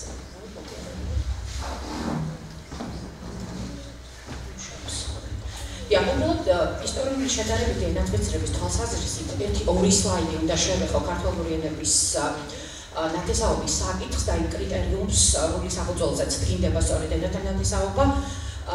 შესაძლებელია ეს თქვენთვის არის ძალიან ძველი ინფორმაცია, მაგრამ ზოგისთვის ვიცი რომ ნამდვილად იქნება ახალი. მეგრული და ქართული არის ქართული ენების სვანურთან და ლაზურთან ერთად. სლაიდზე მოცემული გახლავთ სწორედ რაღაც სლაიდზე მოცემული გახლავთ ენათა ნათესაობის სქემა, დეტერსისეული, რომელიც პრაქტიკულად ასახავს იმ კლასიფიკაციას, რომელიც განსაზღვრავს დიფერენციაციას უფრო სწორედ და დიფერენციაციის საფეხურებს, რომელიც დაიწყო პროტოქართული ენიდან და ბოლო საფეხური, რასაც ხედავთ სქემის ბოლოს, არის ის ვითარება, რომელიც არის სინქრონიულად და პრაქტიკულად როდესაც თვითონ კონფერენციის სათაურშიც იყო გაჟღერებული მრავალფეროვნება ენობრივი, იგულისხმებოდა ქართული ენების, რომლებიც საქართველოს ტერიტორიაზე ფუნქციონირებს. სქემა, როგორც ხედავთ, განხილებული არის ჯერ 1930 წელს დეტერსის მიერ და ზოგადად ენათა ნათესაობა ემყარება მნიშვნელოვან კანონზომიერებას, რომელსაც ქვია რეგულარული ფონემათა შესატყვისობების დადგენის გზით ენათა ნათესაობის დადგენა და რეგულარული ფონემათა შესატყვისობები ვლინდება სწორედ ენის ძირითად ლექსიკურ ფონდში შემავალ ერთეულების ერთეულთა ეკვივალენტობაში. აქ ცხრილში მოცემული არის 4-ვე ქართული ენა. მე სამიოდე ცხრილს წარმოგიდგენთ. ერთ ცხრილში არის ხმოვანთა შესაბამისობა დადგენილი და თქვენ ხედავთ, რომ ქართულსა და სვანურში არსებული ბგერებისათვის მეგრულსა და ლაზურში განსხვავებული ბგერები არის გამოყენებული, შესაბამისი მაგალითები არის შემდეგ ცხრილში მოყვანილი. შესაძლებელია რომ ხმოვნების რეფლექსები ქართულ ენებში იყოს არა მხოლოდ განსხვავებული, არამედ იდენტური, ამიტომ ასულის, ასუშ, თქვათ, სვანურის, მეგრული და ლაზურის ოსულის შემთხვევაში უბგერა ქართულისათვის რაც ჰქონდა უფონემას ყველა დანარჩენი ქართული ენისათვის შეესაბამება უფონემა. ანუ ეს ცხრილი პრაქტიკულად აჩვენებს იმას, რომ ხმოვნები შესაძლებელი არის რეალიზდებოდეს სხვადასხვა ქართულ ენებში არა მხოლოდ იდენტური ფონემებით, ასევე არამედ განსხვავებული ფონემებითაც. მეორე ცხრილი, რომელსაც თქვენ ხედავთ, ეს გახლავთ უკვე თანხმოვანთა შესატყვისობის ფონემათა, უბრალოდ თანხმოვნურ ფონემებზე, ფონემათა შესატყვისობის საკითხებზე აგებული ცხრილი. მინდა გითხრათ, რომ ყველა დენტალი, ლაბიალი, ველარი ერთი და იმავე ხმოვნებით არის, ერთი და იმავე ფონემებით არის, ანუ იდენტური ფონემებით არის წარმოდგენილი ქართულ ენებში. რაც შეეხება აფრიკანებს, უბრალოდ ჯობია ვიხმაროთ აქ სიბილანტები, შუა სიბილანტური რიგი და უკანა სიბილანტური რიგი რეალიზებული არის განსხვავებულად, ანუ პრაქტიკულად იმას, რომ აი ძალიან მარტივად რო ვთქვათ, რომ აი აფრიკანი ძ, რომელიც თანამედროვე ქართულში ძ სახით აქვს მოცემული, სვანურში შესაძლებელია იყოს იდენტურად რეალიზებული და თქვათ თქვენ აქ ხედავთ შესაბამის მაგალითებს, მაგრამ შესაძლებელია ის იყოს უკანა სიბილანტური რიგით თქვათ რეალიზებული. ამ მაგალითად ქართულ ძს შეესაბამებოდეს სვანური ჯ, მეგრულშიც ჯ და ლაზურშიც ჯ და ჯბგერა, ანუ სწორედ ამას ხედავთ აქ თქვენ და არსებობს კიდევ მესამე შესაძლებლობა, როდესაც უკანა სიბილანტური რიგი რეალიზებული არის დანარჩენ ქართულ ენებში კომპლექსის სახით და შესაბამისი მაგალითები აქაც არის მოყვანილი. ანუ პრაქტიკულად ის რაც აღდგება ყველა ქართული ენისათვის იქნება სხვადასხვა ტიპის სიბილანტები და ამ სიბილანტებს აღნიშნავენ თქვათ შესაძლებელი არის თქვათ ეს ძმგერა რომელიც ყველგან ძმგერით რეალიზდება ერთი ტიპია თქვათ მეორე ძმგერა რომელიც შესაძლებელია რომ სხვაგვარად რეალიზდებოდეს ქართულ ენებში ეს არის უკვე სხვა ტიპი და მესამე რომელიც კომპლექსებით შეიძლება რეალიზდებოდეს ამ შემთხვევაში ეს ეხება სწორედ უკანა სიბილანტურ რიგის საკითხებს. რეგულარული ხასიათის კანონზომიერი ფონემად შესატვისობები ვლინდება ფუნქციური ელემენტების დონეზე და აი მესამე ფერად ცხილში გახლავთ სწორედ მოყვანილი ფუნქციური ელემენტების შესაბამისობა. პირველი მწკარი ეს არის ფაქტობრივად ნეიტრალური ვერსიის ნიშნები, როგორ არის რეალიზებული სვანურში, მეგრულსა და ლაზურში. შემდგომი გახლავთ თემის ნიშნები, როგორ არის და აქ არის არა მხოლოდ ხმოვანთა, არამედ თანხმოვანთა შესატვისობის საკითხები და ბოლოს არის ნებითის ნიშანი, ამის მაგალითად მოყვანილი. ზოგადად ამ თემაზე საუბარი და ეს არის ისტორიული ენათმეცნიერების, ისტორიული შედარებითი ენათმეცნიერების საკითხები და უსასრულო ძალიან ბევრი საუბარი შეიძლება რა თქმა უნდა, მაგრამ ამ თემას და ზოგადად ქართველ ენებს შორის მიმართების საკითხებზე არსებობს უზარმაზარი ლიტერატურა და დაწყებული თქვათ იგივე ბეტერსი, შვიტი, უცხოელი მეცნიერებიდან, რომ დავასახელოთ კლიმოვი, ქართველი მეცნიერები, გამყრელიძე, მაჭავარიანი, სარჯულაძე, კარტოზია და ძალიან ბევრის ნაშრომი ეხება სწორედ აი ამ ქართულ ენათა შორის ნათესაობის დადგენას.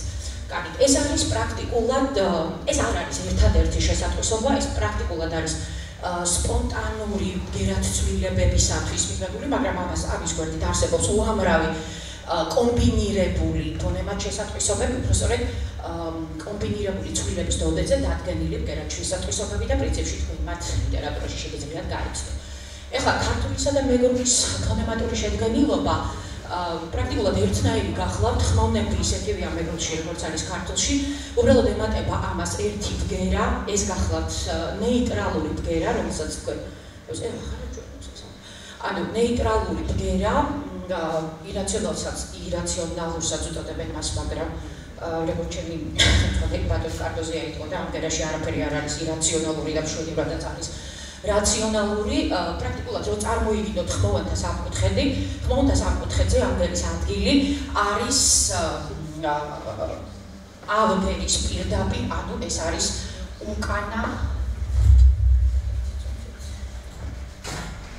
უკანა რიგის მაღალი აწეულობის ბგერა. დაახლოებით აი აქ. და რაც შეეხება იოტას, ეს გახლავთ პოზიციური ვარიანტებით მიღებული ბგერა და ყველაზე საყურადღებო არის ის, რომ მაგალითად მარტონურის ბანძურ დიალექტში ზოგადად არ არის რეალიზებული ლოსონური და ყველა პოზიციაში ლოსონური გადასული არის იოტაში და ხშირად ის ნულშიც კი გადადის. რაც შეეხება თანხმოვნებს, უბრალოდ 13 თანხმოვანია და ემატება ერთადერთი ბგერა, რომელიც არის ხ-ბგერის რეფლექსი, მაგრამ ის გახლავთ ფონემა და არა თქვა რომელიმე ფონემის ვარიანტი, იმიტომ რომ მას აქვს ნამდვილად დისტინქტური ფუნქცია და შესაძლებელია მეგრულში დასახელებული იყოს იგვარი მაგალითები, რომლებშიც რეალიზებულია მხოლოდ და არა ხ. აქ თქვენ ხედავთ ახლა, ეს არის კონკრეტულად ეს რაც შეეხება ბგერებს. მაგრამ მეორე მხრივ ჩვენ უნდა გავანალიზოთ ის კომპლექსები, რომელი კომპლექსებიც არის დასაშვები ამ ენაში, იმიტომ რომ ნებისმიერი მორფემა თუ გნებავთ, რომელზედაც უნდა გადავიდეთ ჩვენი შემდგომი საუბრის დროს, არის აი ამ ფონემების კომბინაცია. მე აქ წარმოგიდგინეთ თქვენ ცხრილი ქართულისა და მეგრულისათვის და ამ ცხრილზე განაწილებული ფონემების კომბინირების შედეგად არის დასაშვები ის, რომ მივიღოთ რაღაცა გარკვეული ელემენტების ჯამი და ამ შემთხვევაში ეს ელემენტების ჯამის დროს შესაძლებელია ლაპარაკი იყოს მორფემის ფონემურ შედგენილობაზეც. საქმეც ის გახლავთ, რომ აი მაგალითად მეგრულისათვის დასაშვები კომბინაცია გახლავთ მხოლოდ მიმდევრობით აღებული ფონემები. ანუ მაგალითად რომელიმე რ, დ, გ, ბ, ან ვ, სწორედ ეს არის დასაშვები, ან კიდევ რ, თ, ქ, ვ, თქვათ ამ მიმდევრობით. ანუ პრაქტიკულად გამოდის, რომ კომბინაციას ადგენს A, B, C, D, ან A, B, ან B, C, ორწევრიანი შემთხვევაში, სამწევრიანი შემთხვევაში A, B, C, ან B, C, D და ასე შემდეგ. მაგრამ შეზღუდვა არის ის, რომ ამ რიგის არევა პრინციპში არის დაუშვებელი და კიდევ ერთი შეზღუდვა არსებობს, ერთი თქვა ADD კომპლექსისათვის მეგრულში და ეს კიდევ თქვა უფრო ესეთი ცალკე თემაა და აი ამ სქემიდან, თითოეული სქემიდან უნდა იყოს აუცილებლად ფონემები შერჩეული, როდესაც აიგება ესა თუ ის ელემენტი ჰომორგანულობის პრინციპის შესაბამისად. ახლა რაც შეეხება მორფონოლოგიას, რომელზედაც უნდა გესაუბროთ, პრაქტიკულად ეს არის ის მეცნიერება, რომელიც დევს მორფოლოგიისა და ფონოლოგიის საზღვარზე, ანუ მორფოლოგიური კონსტრუქცია ნებისმიერი, ის იქნება სახელური კონსტრუქცია თუ სნური კონსტრუქცია, გახლავთ ფაქტობრივად ფუნქციური ელემენტების ჯამი. ანუ ყველა ის ელემენტი, რომელიც მორფოლოგიურ დონეზე შეიძლება სეგმენტირდეს, ის ფუნქციონირებს მორფოლოგიურ დონეზე. ანუ ის არის მორფემა, რომელსაც აქვს გრამატიკული მნიშვნელობა. რაც შეეხება ფუნქციურ ელემენტს, თავისთავად ეს უკვე ერთხელ თქვი, ეს არის გარკვეული ფონემების ჯამი. ორივე ენობრივ დონეზე დაცული არის, როგორც მორფოლოგიაში, ასევე ფონოლოგიაში, კანონიკური ჰომოგენურობის პრინციპი და პრინციპში გარდაქმნები, ანუ ფონეტიკური პროცესები იწყება მაშინ, როდესაც არის კანონიკური კომპლექსების დახვევა. ანუ ენა ვერ უკაცრავად არაკანონიკური კომპლექსების დახვევა. ანუ ენა პრაქტიკულად ვერ იტანს არაკანონიკურობას, რაც მისი ან კონკრეტული ენის ფონოტაქტიკის წესებით არ არის გათვალისწინებული, ამიტომ იწყებს რაღაცა თავდაცვით მექანიზმს, ანუ პრაქტიკულად იმას, რომ მოარგოს თავის ფონოტაქტიკას, თქვათ ეს არაკანონიკური კომპლექსი. აი მთელი არსი მორფოლოგიური პრინციპის მორფონოლოგიის არის სწორედ ეს. ვიდრე თქვათ აი კონკრეტულ მაგალითებზე გადავიდოდეთ და გაჩვენებდეთ იმას, რომ რა პრობლემები შეგვექმნა ჩვენ მაშინ, როცა მეგრული ენის ტექსტებს ვამუშავებდით მორფოლოგიურად, მინდა გითხრათ, რომ ეს ძალიან ისეთი შესავალი დებულების სახით, რომ ძირითადად აფიქსის სტრუქტურები ქართულ ენებში არის განსაზღვრული, უბრალოდ დადგენილი არის და ის შესაბამისობაში არის მარცვლის სტრუქტურასთან. ანუ თუ ქართულ ენებში მარცვალი არის დადგენილი წარმოდგენილი, მაშინ აფიქსიც აუცილებლად იქნება დახურულად წარმოდგენილი. მაგრამ თუ მარცვალი არის ღია, მაშინ აფიქსიც ღიად არის წარმოდგენილი. ანუ პრაქტიკულად თქვათ, ძირისეული მორფემისა და აფიქსის ჯამი არის, ანუ პრაქტიკულად განსაზღვრული არის, აი ჯამით არის განსაზღვრული სიტყვა ფორმაც. ეხლა ქართული ენები და მათ შორის მეგრული და ქართული, რაღაც ენებზე ვლაპარაკობთ, აგლუტინაციურ ენებად არის ცნობილი და რას ნიშნავს ეს, აგლუტინაციურობის გვერდით ფლექსიურის არსებობა, თქვენთვის ახლა ეს გასაგები ტერმინია, ნიშნავს იმას, რომ სიტყვა ფორმის სეგმენტაციის დროს, თქვათ, არის რაღაცა სიმარტივე, აგიდებს სისტული. ანუ ეს იმას ნიშნავს, რომ როდესაც ჩვენ ყოფთ მორფემებად კონსტრუქციას, მაშინ ძალიან მარტივად დავდებთ ამ ზღვარს მორფემებს შორის, ან რაღაცა სიგნალები წარმოვიშობა. ამაზეა ლაპარაკი. ანუ პრაქტიკულად ნიშნავს, რომ თუ კი მარტივია მორფემა და გამოყოფა, ავტომატიზება ამ მორფემა და გამოყენებისა შესაბამისად არის მარტივი. მორფემათა მონოსემანტიკურობისა და პოლისემანტიკურობის ხარისხი. ეს გულისხმობს იმას, რომ რამდენად ცალსახანიშნულობა მიმართება არის ფორმასა და შიდა არს შორის, იმიტომ რომ მორფემა არის ის ოდენობა, რა თქმა უნდა, ეს ფონემასთან ერთად, რომელსაც გააჩნია ფორმა შიდა არსთან ერთად. ამიტომ პრაქტიკულად აგლუტინაციურ ენებში, ენებისათვის დამახასიათებელი გახლავთ ის, რომ ერთ ფორმას, ანუ ერთ აფიქსს შეესაბამება ერთი მნიშვნელობა. ანუ ეს ყველაფერი რომ ძალიან მარტივი და გასაგები იყოს, მე დაგისახელებთ ერთ მაგალითს ქართულისათვის, როდესაც მესამე სუბიექტური პირის ნიშანი, თქვათ, მრავლობითი რიცხვისა, პირსაც აღნიშნავს და რიცხვსაც აღნიშნავს. ანუ ჩვენ როდესაც ვაკეთებთ გრამატიკულ ჩანაწერს ამ ერთი მორფემისათვის, თქვათ, ნენ, იქვე უნდა მივთითოთ, ხო?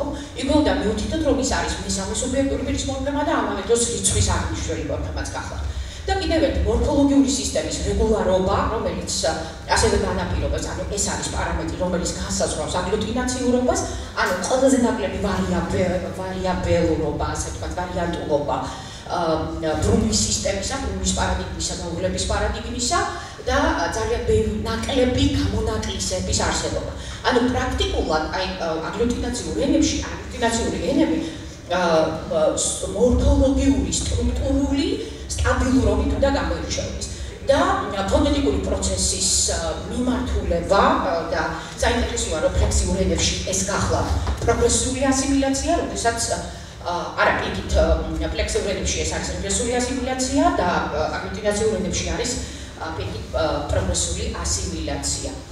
ქართულ ენათა შეფასების აგლუტინაციური რაოდენობრივი ინდექსიც ძალიან საინტერესო არის, გრინბერტის მიხედვით დადგინდა ერთმა ჩვენმა ძალიან კარგმა კოლეგამ მიუძღვნა ამას სტატია და ამ ანალიზის შედეგად დადგინდა, რომ ქართულში აგლუტინაციურობის ინდექსი არის 41, მაშინ როდესაც ლაზურში 54-ია, მეგრულში 58 და სვანური 32.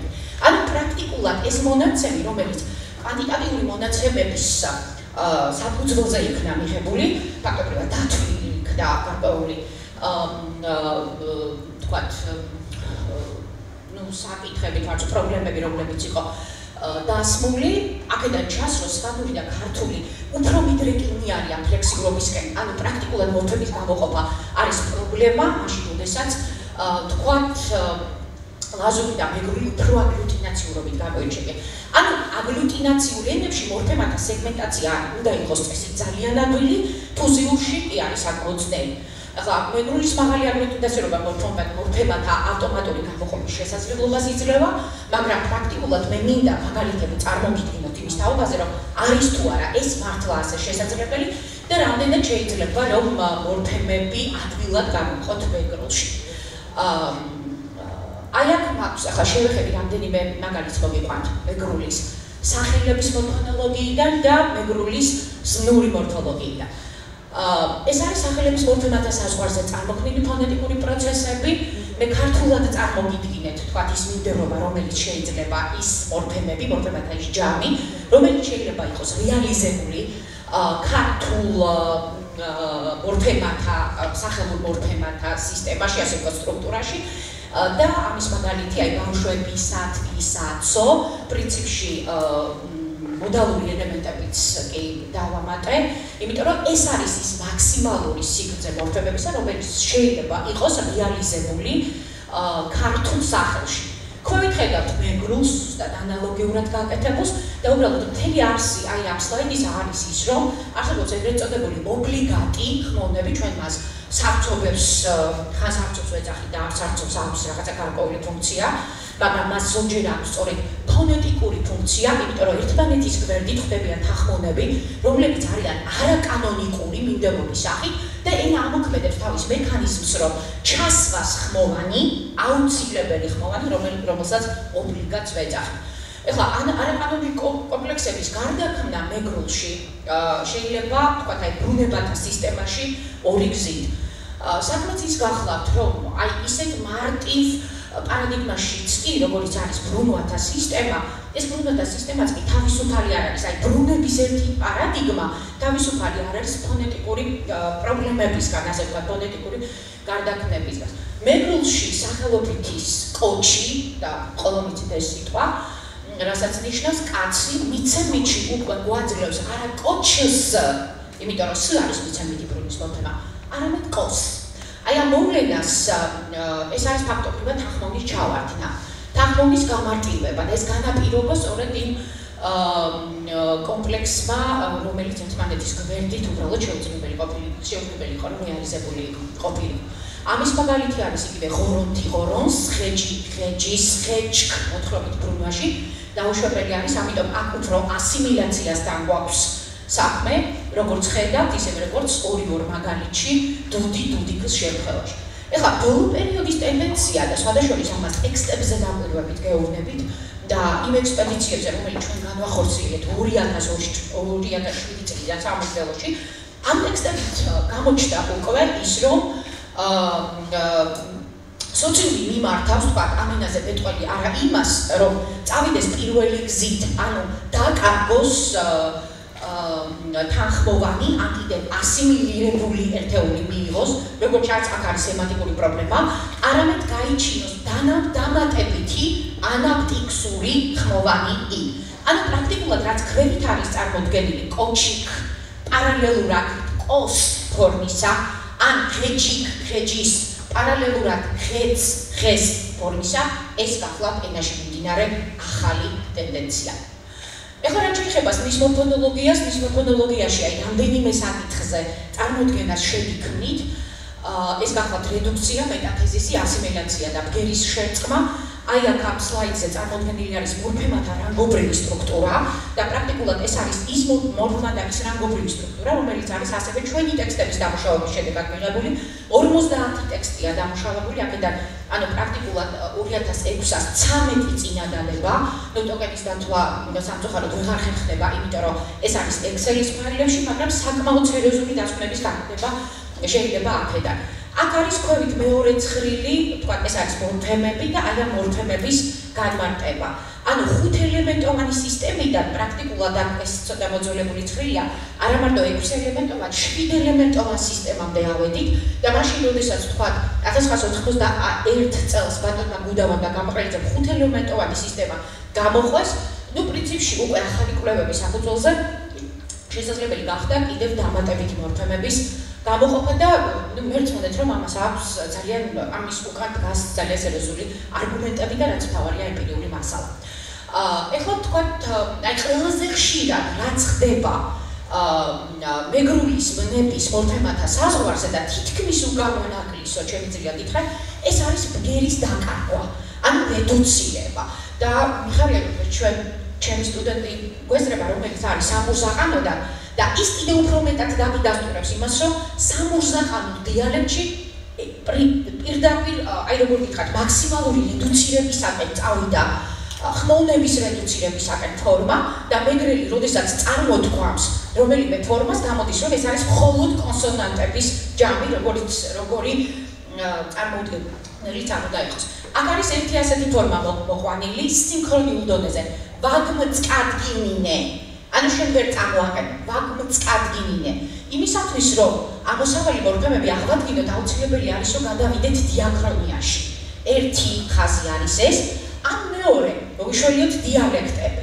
ბოლო პერიოდში, სხვადასხვა ძალიან მენიშნა ხალბატონ თაბა, რომელიც რაც თქვენ აღნიშნეთ, დავიდა, რომ დიალექტური სურათი ხშირად იშლება და მეგრულის დიალექტებს შორის ფაქტობრივად უნიფიცირება მიდის. ანუ ბევრი რამე უკვე უახლოვდება ერთმანეთს და ედის დოკუმენტირება და მით უფრო ვთქვათ შემდგომი მისი კვლევა, აი ამიტომაც არის მნიშვნელოვანი. დიალექტების დონეზე ვთქვათ სრულხმოვნება უფრო დამახასიათებელი არის სენდაკურ მარტვილურისათვის და აი ამ მორფემების აღსადგენად ჩვენ შეიძლება მოვიშველიოთ სწორედ სხვა დიალექტის მონაცემს. მეორე მაგალითიც მაგალითად ვაქიმთმიოგანს და ვაქომითმიოგანს, რომელიც არის პრაქტიკულად სხვა დიალექტის მონაცემი და მხოლოდ ასე შეიძლება აღვადგინოთ სურათი. აი პირველ წელში საინტერესო არის სწორედ ის, აი აქ არის ასიმილაციის პროცესი, როდესაც თქვათ ეს არის მკვეთრი ბგერა და მის მეზობლობაში მყოფი ველარული ფაქტობრივად ისე გარდაიქმნა ველარულად, მაგრამ ყრუ ბგერა. ამოსავალი მორფემა, როგორც ხედავთ, მეორე ობიექტური პირისა იყო G, ანუ ველარით წარმოდგენილი. ხლა რაც შეეხება ასიმილაციას, ეს ძალიან ნიშანდობლივი პროცესი არის და პრაქტიკულად აი ის რაც ქართული ენის დიალექტებში ისათვის იყო დასახელებული ეს მაგალითი, მორფემები ერთმანეთის მეზობლობაში გარდაიქმნებიან ჰომოგენურობის პრინციპის მიხედვით. V პირველი სუბიექტური პირის ნიშანი მეგროლშიც გახლავთ, ზუსტად ასევეა. ეს V ყველგან არის შენარჩუნებული თითქმის უგამონაკლისოდ სენდაკურ მარტვილში. მაშინ, როდესაც ზუგდიდურ სამურზაყანოში აღნიშნული ბგერა ან მოძრაობს, ან ასიმილირდება. და აქ არის წარმოდგენილი მაგალითად რომელიმე ვგორუნგ, ანუ ვეძე, არის ჰომოგენურობის პრინციპის შესაბამისად, ანუ ჟღერთან ჟღერს მივიღებთ, ყრუსთან ყრუმკვეთს, ან კიდევ ყრუბშვინიერთან ყრუბშვინიერს. ვგორუნგ, ბგორუნგ, ფთასუნგ, ფთასუნგ, მაპატიეთ პწერია, ვჭარუნგ, პჭარუნგ. ეს არის უკვე ის პროცესი, რომელიც და ამ შემთხვევაში მიმდინარეობს ერთ-ერთ დიალექტში და BPP მორფოლოგიურად V-ს ალობორთებად განიხილება. ხლა რაც შეეხება მეტათეზის, ეს ბგერა, სხვადასხვა პირველი სუბიექტური პირის ნიშანი მოძრაობს. ანუ მისი ადგილი არ არის სტაბილური მეგრულის ფორმებში და ეს ისევე ხება ზუგდიდურ სამურზაყანოს. მაშინ, როდესაც სენდაკურ მარტვილოში ის საკმაოდ მყარია პოზიციურად. ანუ მას შეუძლია რომ გადავიდეს სიტყვის ძირშიც კი. და ნუ დავაკვირდეთ. პირველ მაგალითს, ანუ უკ პროცესით რომ მოვყვეთ, თქვათ აი ეს ვიბარუნგ, რომელიმე ფორმა, ვიბარამ, სადაც ბ არის სუბიექტური ბრის ნიშანი, ი არის სათავისო ქცევის ნიშანი და ბარ არის ანუ ბარამ ფორმაზე არის ლაპარაკი. ის პრინციპში გადაინაცვლებს ნახეთ ივბარუნგ, ასე ვთქვათ, მეტათეზის აკეთებს მონაცვლეობას და საბოლოო ჯამში შესაძლებელი არის ძილის შიგნითაც კი რეალისტეს, ანუ იბაბრუნგ, მაგრამ პრაქტიკულად დააკვირდით, როგორი რთულია აი ამ მორფოლოგიური ჩანაწერის გაკეთება, თუ ჩვენ არ ვიცით რა გზა გაიარა ფონოლოგიურად ამ მორფემამ დასაწყისით და შედეგამდე. ხო? ანუ აი ამ ტიპის არის სხვა მაგალითებიც, რომლებიც მოყვანილი გახლავთ აქ. ეხლა რაც შეეხება ხმოვნის შერწყმას, რომელიც ასევე ძალიან ნიშანდობლივი არის მეგრულში და პრაქტიკულად მორფონოლოგიურ ზღვარს, უბრალოდ მორფოლოგიურ ზღვარს შლის საერთოდ და ძალიან ბევრ პრობლემას უქმნის კვლევარს, რომელსაც ცალსახედ უნდა გამოყოს მორფემა. არის ასეთი ხმოვნების შერწყმა, დადგენილი არის მთელი ეს ხმოვანთა კონტრაქტირების წესები, მოყვანილი გახლავთ აქ მაგალითად ა-ს შეერთებით ა მიიღება, ვა აჭარე და ორივე ერთეულს აქვს თავისი ფუნქცია, იმიტომ რომ ვა არის ნეგატივი, negation რასაც ეწოდება უარყოფითი ნაწილაკი, ა არის აე კონფლიქტის, ეს არის შესაძლებლობის ნებითის ანუ ფუნქციური ელემენტია, ასევეა საუბარი აი ქვევით დანარჩენ მორფემებზეც, ქვევით დანარჩენ ფორმებზეც, რომელიც წერია თქვა, ვა ყველგან არის, რა თქმა უნდა, ანუ ეს ა არის უარყოფითი ნაწილაკის შემადგენელი, მაგრამ მეორე ელემენტი, რომელიც ფიქსირდება აი ამ პარადიგმაში, ყველა არის ფუნქციური ელემენტი. ეს არის შედეგი, რომელსაც უკვე თქვენ მიიღებთ შემდგომი. 1-10 ანუ ხმოვნების შერწყმით მიღებული 1-ა. აქ სურათი გაცილებით მარტივი არის, იმიტომ რომ შენარჩუნებული არის კონსონანტები აი ამ მოდალური ელემენტისა, მაგრამ და ამიტომ გამოვხობთ, იმიტომ ვარჩევ ამ გამოყოფის გზას შემდგომი ხმოვნებისა, რომ ეს არის ფუნქციური ელემენტი და ფუნქციური ელემენტის აბსტრაჰირების ხარისხი ყოველთვის მაგალია მოგეხსენებათ, ვით უფრო როდესაც იქ რჩება გარკვეული ნარჩენი და არის ამის შესაძლებლობა, რომ ჩვენ მას კვალიფიკაცია გავუწევთ. მაგრამ ზოგჯერ ფონეტიკური პროცესები ისე შორს მიდის, რომ პრაქტიკულად მივდივართ მორფემის აბსოლუტურ რედუცირებამდე. ანუ პრაქტიკულად ეს არის გამქრალი მორფემები, ანუ ნულოვანსაც არ ვიცი რამდენად შეიძლება ამას ეწოდოს, ანუ გარკვეულ პოზიციაში ფუნქციური ელემენტიც კი შეიძლება გაქრეს. მაგალითად, გაიწოიღუ, გაიწოიღუ, გაგიწოგიღუ არის ამოსავალი მორფემა. მაგრამ ანუ თუ პრაქტიკულად არ იცი ეს ფონოლოგია, როგორ უნდა წამოსულიყავი, თქვათ, იქამდე, რასაც აი როგორც არის რეალიზებული სინქრონიული ვითარება, როგორიც არის, ანუ როგორ არის ასახული, პრაქტიკულად სეგმენტაციასაც ვეღარ აკეთებ და ნუ მორფემას რა თქმა უნდა კვალიფიცირებას ვერ ანიჭებ. ეს არის საფეხურებრივი მორფოლოგიური ცვლილებები, ანუ შესაძლებელია რომ არა ერთი მორფოლოგიური ცვლილება გახორციელდეს მორფემათა საზღვარზე, არამედ იმ მორფოლოგიურ ცვლილებას ის ცვლილება გახდეს ახალი მორფოლოგიური ცვლილების საფუძველი და სხვათა შორის ჩვენი კვლევების საფუძველზე პირველად გახდა შესაძლებელი მიგვეღო დასკვნა, რომ მეგრულში შესაძლებელია ერთი თანხმოვნი წარმოდგენილი ძილიც კი გაქრეს. აი ამ სქემას აგიხსნით, აი მაგალითად I, აი ბოლოდან რომ დავიწყოთ, ხო არის აფირმატივი, ანუ ეს არის მტკიცებითი ნაწილაკი, რომ თქვა, ვ არის პირველი პირის ნიშანი და I არის ის ძილი, I, რომელიც შეესაბამება ქართულ ყავ ფორმას, ყავ ფუნქციას. ამის შემდეგ, აი ფონოლოგიური, ჩვენ უკვე ვიცით რამდენიმე, ნუ რაღაცები ვიცით, ხო? ფონოლოგიური პროცესის შესახებ. პრაქტიკულად არის კვეთრი ბგერა, რომელიც ვლზე ახდენს გავლენას და მას ხდის თავისნაირს, ანუ ამკვეთრებს. და ქოფ I-დან ფორმა, გამკვეთრებულ ფორმას მივიღებთ ქოპ I, ანუ თუ პირველ შემთხვევაში ხდება ასიმილაცია, მეორე შემთხვევაში უკვე იქნება ყველანაირი ფონეტიკური გარემო იმისათვის, რომ ორი ერთნაირი, ანუ ერთნაირი ტიპის ბგერა დისიმილირდეს, ანუ ერთ-ერთი დაიკარგოს. პრინციპში ეს ბგერა, რომელიც გაიხსენეთ, ეს არის ძირისეული იკარდება, ვღებულობთ მეორე ფორმას აქედან კოპიი, მაგრამ ნახეთ სად არის პრობლემა, კოპიის შემთხვევაში მე უკვე არ ვიცი ამ პლს რა მივანიჭო. აქ კიდევ არა უშავს, იმიტომ რომ აქ დარჩა ძირისეული, ძირი შემადგენელი ხმოვნითი ნაწილი. მაგრამ როდესაც გრძელ ხმოვნობა არ არის დამახასიათებელი სუბდიდურ სამურზაყანურისათვის, ხო? და აქ მოკლედ იტყვის ამას მთქმელი კოპი. მაშინ მე ვდგები უკვე კვლევარ იმის წინაშე, რომ აი ამ პლს რა კვალიფიკაცია მივანიჭო. არის ეს თქვა პირველი პირის მორფემა, რომელიც ტრანსილირების ფონოლოგიური ტრანსფორმაციების შედეგად არის მიღებული, თუ ეს არის იმ ი ყავ ფუძის თანხმოვნური ნაწილი, ანუ კონსონანტური ნაწილი. დიახ და ჩვენ აქ გადაწყვეტილება შეთანხმების საფუძველზე პარტნიორებსო. შეთანხმების საფუძველზე ვიღებთ გადაწყვეტილებას, რომ ეს პ გახლავთ პირის ნიშანი, იმიტომ რომ მაინც ფუნქციური ელემენტის აბსტრაჰირების ხარისხი უნდა იყოს მაღალი. ანუ პრაქტიკულად ეს ყველაფერი თქვათ თუ მეგრული არის აგლუტინაციური და აგლუტინაციურობის ხარისხი ქართულ ენებს შორის მეგრულის არის ყველაზე მაღალი, მაშინ აი ამ აგლუტინაციურობის ეს მაღალი ხარისხი პირდაპირ პროპორციული უნდა იყოს ფაქტობრივად მორფემათა ავტომატური გამოყოფისა, მაგრამ კი ბატონო, შეიძლება ვთქვათ, რომ ყოველი მორფემისათვის ერთი ელემენტით გამოხატვა დაშვებული არის მეგრულში, ანუ ყოველი გრამატიკული მნიშვნელობისთვის, მაგრამ მორფონოლოგია იმდენად არის ხელშემშლელი პროცესი მორფემათა სეგმენტირებისათვის, რომ ნუ პრინციპში მაინც არ ვიცი შეიძლება თუ იყოს თუ არა ეს კრიტერიუმი იმისთვის ანუ სამყოფი თუ საკმარისი რომ ვთქვათ, რომ ეს ნამდვილად არის აგლუტინაციური ენა და ავტომატიზებულია ამ მორფემების გამოყოფა მეგრულში. დიდი მადლობა.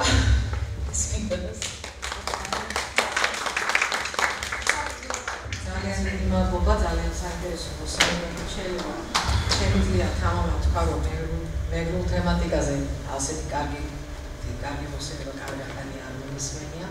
დიდი მადლობა. კითხვები თუ გაქვთ, გთხოვთ დარბაზს. კალათოროსიდან თუ გაქვთ კითხვები. კარგი, დიდი მადლობა. მე ვიტყოდი ერთ კომენტარს. თავისთავად არ არსებობს წმინდა აგლუტინაციური და წმინდა დისფლექსიური ენები და ავტომატიზებული გამოყოფაც ეთყობა მორფემების არ არის, მით უმეტეს, როდესაც ერთ მორფემას შეუძლია სეგმენტური მორფოლოგიის დონეზე შეუძლია რამდენიმე შინაარსი შეითავსოს. ამ გადმოსახედიდან შეგვიძლია სხვანაირად შეცდომა. ქართულსაც აქვს იგივე პრობლემები, თვალსაზრისით რომ არ არის მკვეთრი ზღვარები წარმოდგენილი. შემდგომი მსჯელობის საკითხია. დიდი მადლობა. ახლა ჩვენ უნდა დავიწყოთ ვორქშოპი, რომლის მონაწილეებიც უნდა იყოს თითოეული თქვენგანი, რა თქმა უნდა, ვინც ჩვენს მოსასმენად არის მოსული. და უნდა დავიწყოთ რაღაც კონკრეტულ ჯგუფებად 3 ან 4 ადამიანი და კონკრეტული სიმულაცია, ეგრეთ წოდებული საველე სამუშაოების სიმულაცია უნდა მოხდეს. რა გვინდა რომ გავაკეთოთ? ჯერ მინდოდა თქვენთვის წარმომედგინეს, ვერ მოვასწარი, მაგრამ მაინც მინდა რომ შეხედოთ ამ იმას.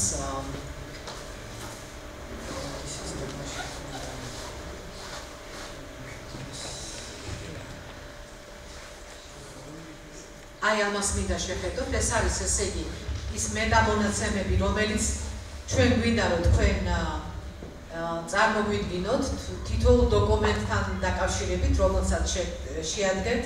ყველა დოკუმენტს უნდა გქონდეს გარკვეული მეტამონაცემი. ანუ უნდა იყოს ინფორმაცია, ეს არის ვიდეო თუ აუდიო ფაილი. ამ ფაილს ნომერაცია გავუკეთეთ, აი როგორც დაახლოებით ასე როგორც წერია და აი ეს 001 მაგალითად მერე დახრილი ნიშანი და 07. 07 შეიძლება იყოს, ახლა ჩვენ თუ ლექსიკურ თემატურ ჯგუფები უნდა შევადგინოთ, ვთქვათ ადამიანთა ჯგუფიდან, ან ცხოველთა, ან ხილთან. ეს 07 მეორე ნიშანი იქნება, რომელიც ჯგუფის ნიშნებს ასახავს რა ლექსიკურ ან რა ფონოლოგიურ მოვლენებსია გააჩნია. ახლა ჩვენ მაინც ლექსიკურ ელისტირებას გავაკეთებთ დღეს. ესე იგი, იქნება წარმოდგენილი ფაილი, ვიდეო თუ აუდიო თავისი ნომრით, ეს ნუმერაცია და ეს ძალიან მნიშვნელოვანია, იმიტომ რომ მე ძალიან ბევრი მასალა გროვდება და თუ სწორი არქივი ეს შენახვა არ მოხდა ნომრებით, არა ვერასოდეს თავს და ბოლოს ვერ იპოვის მკვლევარი და ეს ძალიან მნიშვნელოვანი არის ასეთი სამუშაოს ჩატარების დროს. ამიტომ ახლა ძალიან ყურადღებით მოვისმენთ. ესე იგი, მე ეწერება სიგრძე, რა სიგრძეს უჩვენებს თვითონ ის ტექნოლოგია, რომელსაც გამოიყენებთ, რა სიგრძის არის ფაილი, რომელიც თქვენ ჩაიწერეთ. არის თემა, რომელსაც ჩაიწერთ, აი ეს თემა ზუსტად შეიძლება იყოს დანომრილი და 07 ნიშნავდეს მაგალითად ნათესავებს, თქვა თემატიკა ნათესაობა.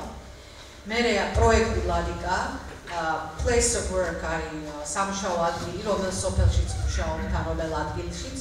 არის დრო აგრეთვე, ეს არის თარიღი, რომელ დღეს მოხდა ამის სამუშაო შესრულება. ენა, ენის დიალექტი, ქართული, აჭარული ვთქვათ. ფასილიტატორი არის თქვენი გვარი და სახელი. მერე წყარო და ამ წყაროს გვარი და სახელი უნდა იყოს აქ მოცემული და ორი ინფორმაცია დამატებით. ეს არის ესე ინფორმაცია წყაროს შესახებ, დაახლოებით სად დაიბადა, რა სქესია, ხშირად ჩანს სქესი სახელებიდან, მაგრამ ზოგჯერ ყოველთვის უცხოელებისთვის არ არის ხოლმე ნათელი. მე რაღაცა ერთი პერიოდი ბატონ თამარს მეძახდნენ სხვადასხვა წრეებში. ასევე უნდა იყოს პროფესია, წყაროსი, ან რითია დაკავებული, რა საქმიანობას ეწევა და რა ენებს ან რა დიალექტებს ფლობს ეს წყარო. ანუ ეს ძირითადი ინფორმაცია წყაროს შესახებ. ახლა მე თქვენ მოგცემთ რაღაცა ამ ფუნქციებს ჩანაწერს და გაბანაწილებთ. მერე თქვენ გადაიწერეთ კიდე. და აგრეთვე ინფორმაცია ადგილის შესახებ, სადაც ინციდირებას ეწევით. კონკრეტულად ადგილის შესახებ ინფორმაცია რას გულისხმობს? დასახელება, რა თქმა უნდა, ისედაც იქნება აღნიშნული. რა მანძილზეა რეგიონული ცენტრიდან, ზღვის დონიდან რა სიმაღლეზეა, მოსახლეობა რა ძირითადი რითი ცხოვრობს, რა შემოსავლები აქვს საერთოდ, რა ეკონომიკა, იმ რეგიონისთვის ნიშანი, მახასიათებელი ნიშნები რა არის და რა სპეციფიკა ახასიათებს ამ თუ კონკრეტულ რეგიონს, აი იმ კონკრეტულ რეგიონს, რომელშიც თქვენ მუშაობთ. და შესაძლებელი არის კიდევ ვიცით როგორც გითხარით რაღაცა გარკვეული მასალაც დაერთოს. იმიტომ რომ როგორც თავიდან აღნიშნე, ეს არის ინტერდისციპლინარული ხასიათის პროექტი, რომელიც გულისხმობს პოლიტიკური, ეკონომიკური, სოციალური და სხვადასხვა მონაცემების ერთობლიობაში განხილვას. და ენა განიხილება როგორც ერთ-ერთი ფაქტორი, ასე ვთქვათ, კულტურული, სოციოკულტურული ფაქტორი აი ამ ერთობლიობაში. ამიტომ ამ მონაცემების შევსება ძალიან მნიშვნელოვანია. ეხლა ჩვენ მინდა რომ დავიღოთ რაღაც ესე სამკაცია ჯგუფებად და კონკრეტულ სამუშაოებს შევუდგეთ. ეხლა რა უნდა გავაკეთოთ? გვინდა შევადგინოთ თემატური სიტყვების სია, თემატურ სიტყვათა სია შედგება. ამ თემატურ სიტყვათა სიებში გავინაწილებთ თემებს, თქვათ, თქვენ თვითონ არჩიეთ, ვისაც რა გინდა დამთხევა არ მინდა რომ მოხდეს, შეიძლება იყოს საყოფაცხოვრებო ნივთები, ნათესაური ტერმინოლოგია, თქვათ, სამზარეულო, სცენარეები, ცხოველები. რაღაცა თემები აირჩიეთ, რაც გნებავთ, როგორც გადაიფარება, ასე რომ შეგიძლიათ დაასახელოთ რა გინდა. დამისახელეთ რა თემაზე მუშაობთ. სამზარეულოზე მუშაობთ თქვენ? სცენარეებზე თქვენ? ოჯახზე თქვენ? ჩვენ ნათესაური ცხოველებზე თქვენ ნათესაური ლექსიკაში. ესე იგი, სიტყვების სიას ვადგენთ, დაახლოებით 50-მდე სიტყვა დგება. და მერე აი ამ სიტყვებს ეხლა უყურეთ როგორ არის პრინციპი და არის მორდვინის პრინციპია ერთი ასე მორდვინი არის ფინო-უნგრული ენების ერთ-ერთი ჯგუფი და იქ პირველად იქ იყო ეს გამოყენებული ეს ტერმინი როგორ ხდება იცით თითოეული სიტყვა წყაროს სამჯერ უნდა გაგიმეოროს ისე თუ ბევრჯერ გაამეორებინებ ჯობია და აი ყელში რო ამოუვა უკვე მე რეაგობს დოქტორს რომ დაიწყება ეხლა რაღაცა ის უნდა დაიცვათ ბალანსი ძალიანაც რომ მოვაფესოთ თავი რა წყაროს მაგრამ ძალიან მნიშვნელოვანია როგორ იმეორებს. ეხლა აქ თქვენი ასეთი დავალება აქვს. წარმოშობით სხვადასხვა რეგიონებიდან ბრძანდებით. ეხლა დავიწყეთ თქვენი თბილისური აქცენტი და გაიხსენეთ სოფელში როგორ საუბრობდით და აქ თქვენი მეზობლები როგორ საუბრობდნენ და შეეცადეთ ის მასალა, რომელსაც მოიტანთ აქ. მოიტანოთ იმ აქცენტებით და არა ახლა თბილისში. ხო, ისე თბილისში ჩამოყალიბდა სხვა ინტონაციები, ხო ვიცით. არასწორი מחვილები ქართულისთვის მიუღებელი ინტონაციური מחვილები და ეს სახე შესწავლის საგანია. მეგრელებმა გაგვიკეთეთ თქვენს რეგიონში ქართული, აქვე. ხო, ასე თუგინათ მეგრული ვარიანტი გავუკეთეთ, ეხლა ეს მაინც სიმულაციის პროცესია. ეს სიტყვების სია, რომელსაც შეადგენენ, ამ სიაში შემავალი სიტყვები როგორ უნდა გაკეთდეს? მინიმუმ 3-ჯერ ხო ამბობს წყარო და წყაროები თქვენ ყველანი სამუშაო პროცესში ერთმანეთისთვის ხართ. ანუ თქვენი ჯგუფი შიგნით კი არ მუშაობს მარტო, ყველასთან მიდის და ყველა რაიონს თუ ყველა იმას აფიქსირებს. იწერთ ამ მასალას სამკლაურ ფაილებში, იმ თქვენი ტელეფონებით ან რაღაცა იმ აღჭურვილობით, რომელიც გთხოვეთ რომ მოგეტანათ და იმ ვიდეოს აძლევთ ნომერს, როგორც გითხარით და იმის შენახვას აკეთებთ ამ მეტადატით, ამ ეს მეტადატას ავსებთ, ამ ტიპის კომპიუტერში აკეთებთ რა ფაქტობრივად ყველაფერს და მე იმ ფაილს ათავსებთ კომპიუტერში და ხო შიფრავთ. ეხლა როგორ ხდება? სიტყვა ხო ათქმევინეთ 3-ჯერ. წინადადება უნდა შეადგინოთ, სადაც ეს სიტყვა იქნება გამოყენებული. და ეს სიტყვა, ეს წინადადება 3-ჯერ უნდა გაიმეოროს. იმიტომ რომ სწორი ინტონაცია, სწორი ფორმა, სწორი ფონოლოგია და სწორი ლექსიკური ერთეული მიიღოთ. მაგრამ გაიხსენეთ და აკითხარით დასაწყისში, სასურველია რომ სიტყვა არ შეეკითხოთ. ზოგადად წყალს, როგორც გითხარით, რა ქვია? აი ეს რა არის? ნუ ბოთლი. ისი ბოთლი არ ვეუბნი პლასტმასის ათუშუშისა, არ ვეკითხები, არ ვასახლებ.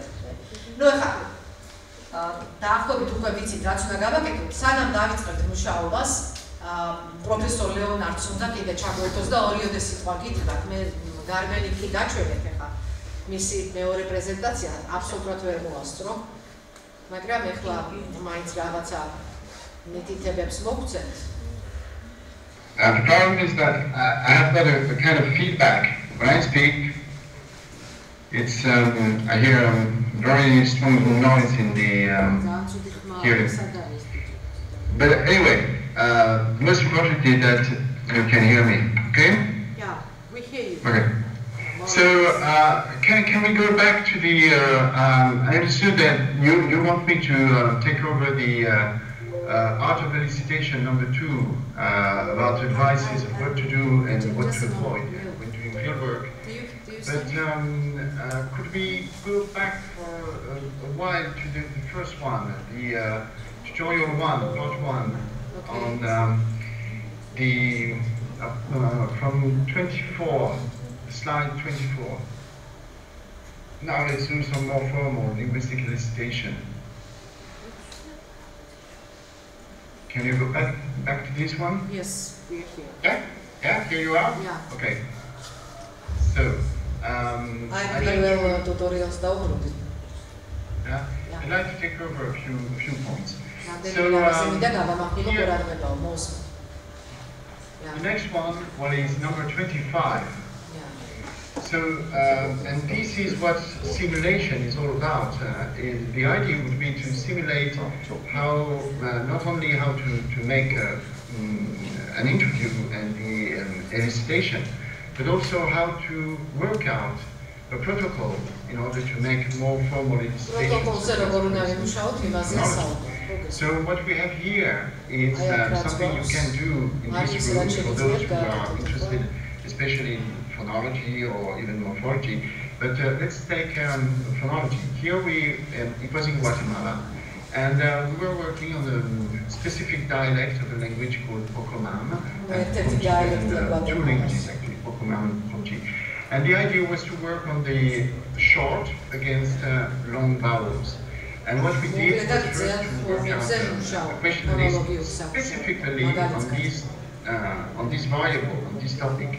So for instance, here we have with a short I, we have a word like is, which means hair, and another word like is for kind of vegetable. And the same for och and or, which are minimal pairs. Okay. So here you see a few hints at how to work out such a list according to the variable which is important in the dialect you are studying. So in Carpathian dialects, of course, you will have other problems than here in Pocochi. If you compare, for instance, Georgian with Hungarian, of course, there will be the difference between A and O and so on. So this will be a solution to work out question lists according to phonological variables. So the next one, 26, is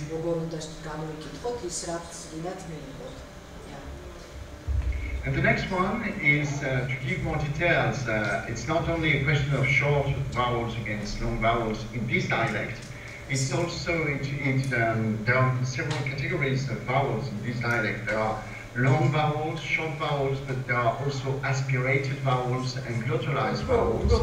And these can happen in monosyllables, monosyllabic words, as on the left of the chart here, or they can occur in polysyllables, in words, polysyllabic words. So as here we have in words of 2 or 3 syllables, the same kind of forms.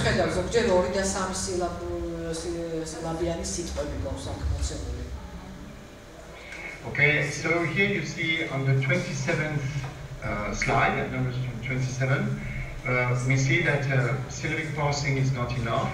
We have to take more the syllabic template into consideration and to make it very systematic. And here, and then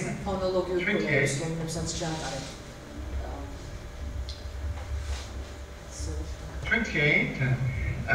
Here we have a linguist speaking this dialect who's being interviewed by his peers. So you have several colleagues here who are making the, on the basis of the list we already saw, they are working with these colleagues and making the interview.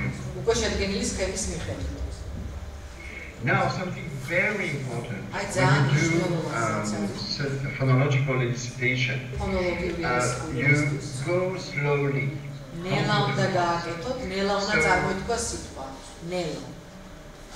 Yeah, and please ask the informant to repeat at least 2 or 3 times the word. I will tell them about Marvin. Yeah, okay, so Tamar knows about that because I sent her some materials of what we did on Marvin. Now, these were the main points I wanted to focus on as to verbal elicitation, more linguistic elicitation. Now, of course, we can go back to the, tutorial number 2, the art of elicitation number 2. I already went very quickly through it and I showed them the correct forms of the microphone and not to overlap these things. So this one is very easy, so you can go through together. We did it. So, well, you already have all the information, Tamar. So, will I say goodbye and leave you alone to do simulation? Yeah. We can begin working. You can observe the situation anytime. I will take Skype video separately. Okay? Yeah, separately. Okay.